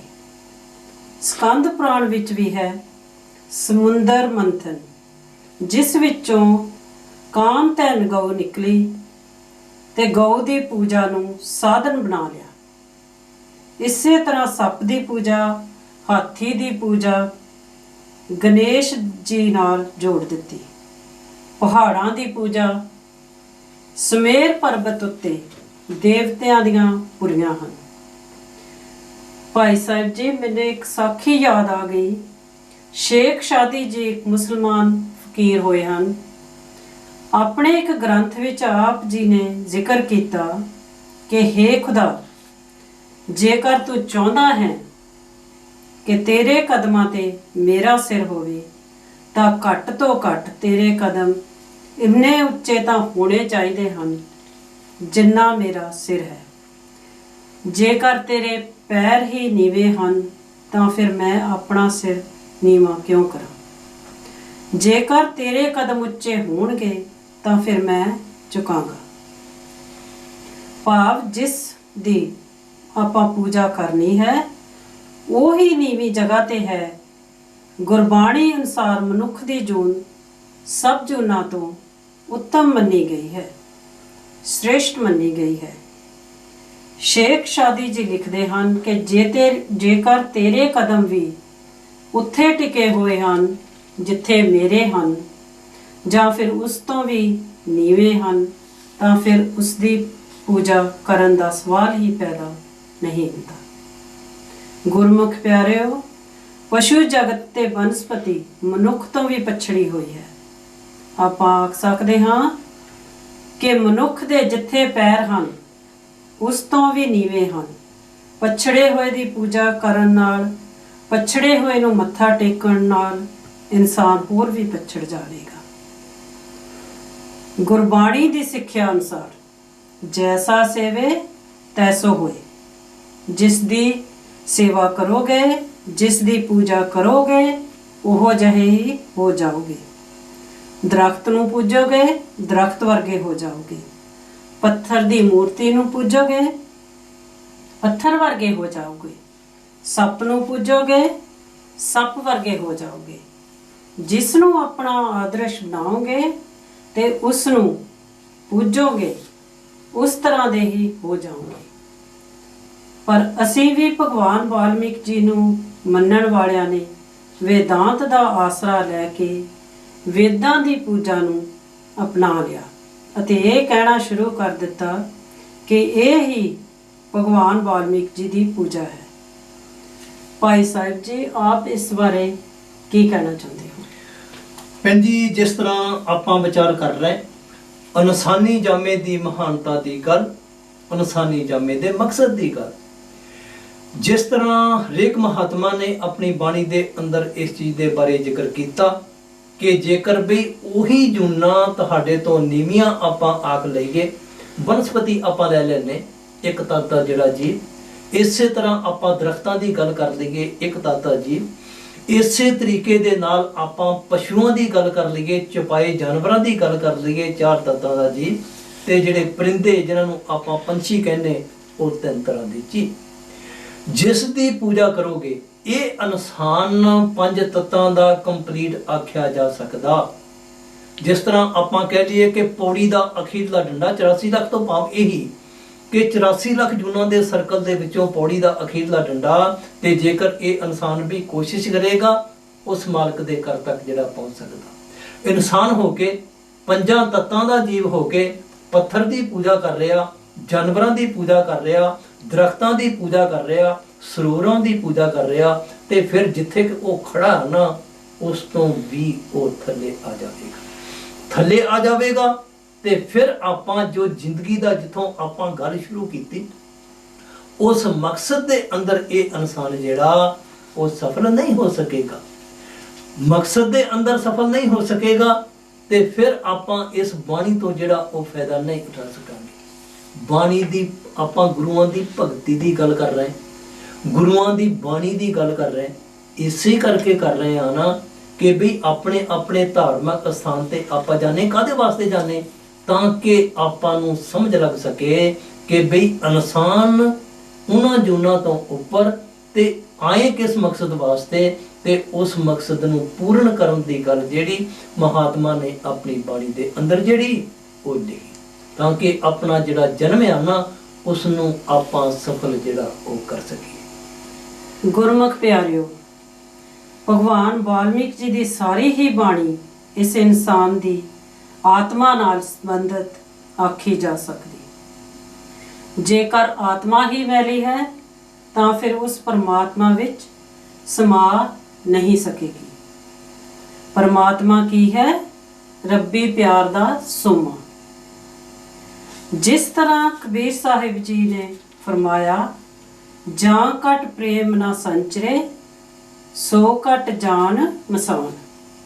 ਗੁਰਮੁਖ ਪਿਆਰਿਓ, ਰੱਬੀ ਪਿਆਰ ਹਰ ਦਿਲ ਵਿੱਚ ਪੈਦਾ ਨਹੀਂ ਹੁੰਦਾ। ਜਿਸ ਤਰ੍ਹਾਂ ਆਪਾਂ ਆਖ ਲਈਏ ਕਿ ਕੇਸਰ ਹਰ ਜਗ੍ਹਾ ਨਹੀਂ ਹੁੰਦਾ, ਕੇਸਰ ਭਾਰਤ ਦੇ ਸਿਰਫ ਕਸ਼ਮੀਰ ਵਿੱਚ ਹੁੰਦਾ, ਸਾਰੇ ਕਸ਼ਮੀਰ ਵਿੱਚ ਨਹੀਂ, ਕਸ਼ਮੀਰ ਦੇ ਥੋੜੇ ਹਿੱਸੇ ਵਿੱਚ ਜਾਂ ਫਿਰ ਸਪੇਨ ਵਿੱਚ ਹੁੰਦਾ। ਇਸੇ ਤਰ੍ਹਾਂ ਚੰਦਨ ਦੀ ਗੱਲ ਕਰ ਲੈਂਦੇ ਹਾਂ, ਇਹ ਤਾਮਿਲਨਾਡੂ ਅਤੇ ਕਰਨਾਟਕਾ ਪ੍ਰਾਂਤ ਵਿੱਚ ਹੁੰਦਾ ਹੈ, ਹੋਰ ਕਿਤੇ ਨਹੀਂ। ਆਪਾਂ ਜਾਣਦੇ ਹਾਂ ਕਿ ਚੰਦਨ ਵਾਸਤੇ ਇੱਕ ਵਿਸ਼ੇਸ਼ ਤਰ੍ਹਾਂ ਦੀ ਮਿੱਟੀ ਚਾਹੀਦੀ, ਇੱਕ ਵਿਸ਼ੇਸ਼ ਤਰ੍ਹਾਂ ਦੀ ਆਬੋ ਹਵਾ ਚਾਹੀਦੀ। ਇਸੇ ਤਰ੍ਹਾਂ ਪ੍ਰਮਾਤਮਾ ਦੇ ਪਿਆਰ ਲਈ ਇੱਕ ਵਿਸ਼ੇਸ਼ ਤਰ੍ਹਾਂ ਦਾ ਹਿਰਦਾ ਚਾਹੀਦਾ, ਜਿਸ ਵਿੱਚ ਰੱਬੀ ਪਿਆਰ ਪੈਦਾ ਹੋ ਸਕੇ। ਆਪਾਂ ਬਾਹਰਲੀ ਉਦਾਹਰਣ ਲੈ ਕੇ ਦੇਖ ਸਕਦੇ ਹਾਂ ਕਿ ਪਰਿਵਾਰ ਦਾ ਪਿਆਰ ਤਾਂ ਹਰ ਹਿਰਦੇ ਵਿੱਚ ਪੈਦਾ ਹੋ ਜਾਂਦਾ।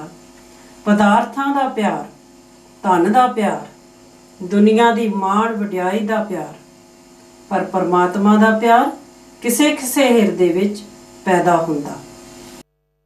ਇਸ ਕਰਕੇ ਨਿਰਾਲੀ ਕਿ ਇਹ ਉਹ ਦੁਨੀਆ ਤੋਂ ਵੱਖਰੇ ਹੁੰਦੇ ਹਨ। ਉਹਨਾਂ ਦਾ ਮਾਲਕ ਨੂੰ ਮਿਲਣ ਦਾ ਢੰਗ ਦੁਨੀਆਦਾਰਾਂ ਤੋਂ ਵੱਖਰਾ ਹੁੰਦਾ। ਭਗਵਾਨ ਵਾਲਮੀਕ ਜੀ ਦਇਆ ਕਰਨ, ਆਪਾਂ ਉਹਨਾਂ ਦੀ ਬਾਣੀ ਨੂੰ ਘੱਟ ਤੋਂ ਘੱਟ ਸਮਝ ਤਾਂ ਸਕੀਏ, ਚੱਲਣਾ ਤਾਂ ਬਹੁਤ ਦੂਰ ਦੀ ਗੱਲ ਹੈ। ਗੁਰਮੁਖ ਪਿਆਰਿਓ, ਸਫ਼ਰ ਉਸ ਸਮੇਂ ਤੈਅ ਹੋਵੇਗਾ ਜਦੋਂ ਉਸ ਸਫ਼ਰ ਉੱਪਰ ਚੱਲਣਾ ਸ਼ੁਰੂ ਕਰ ਦੇਵਾਂਗੇ। ਗੁਰੂ ਪਿਆਰੀ ਸਾਧ ਸੰਗਤ ਜੀ, ਭਗਵਾਨ ਵਾਲਮੀਕ ਜੀ ਕੀ ਜੈ। ਜੈ ਗੁरुदेव।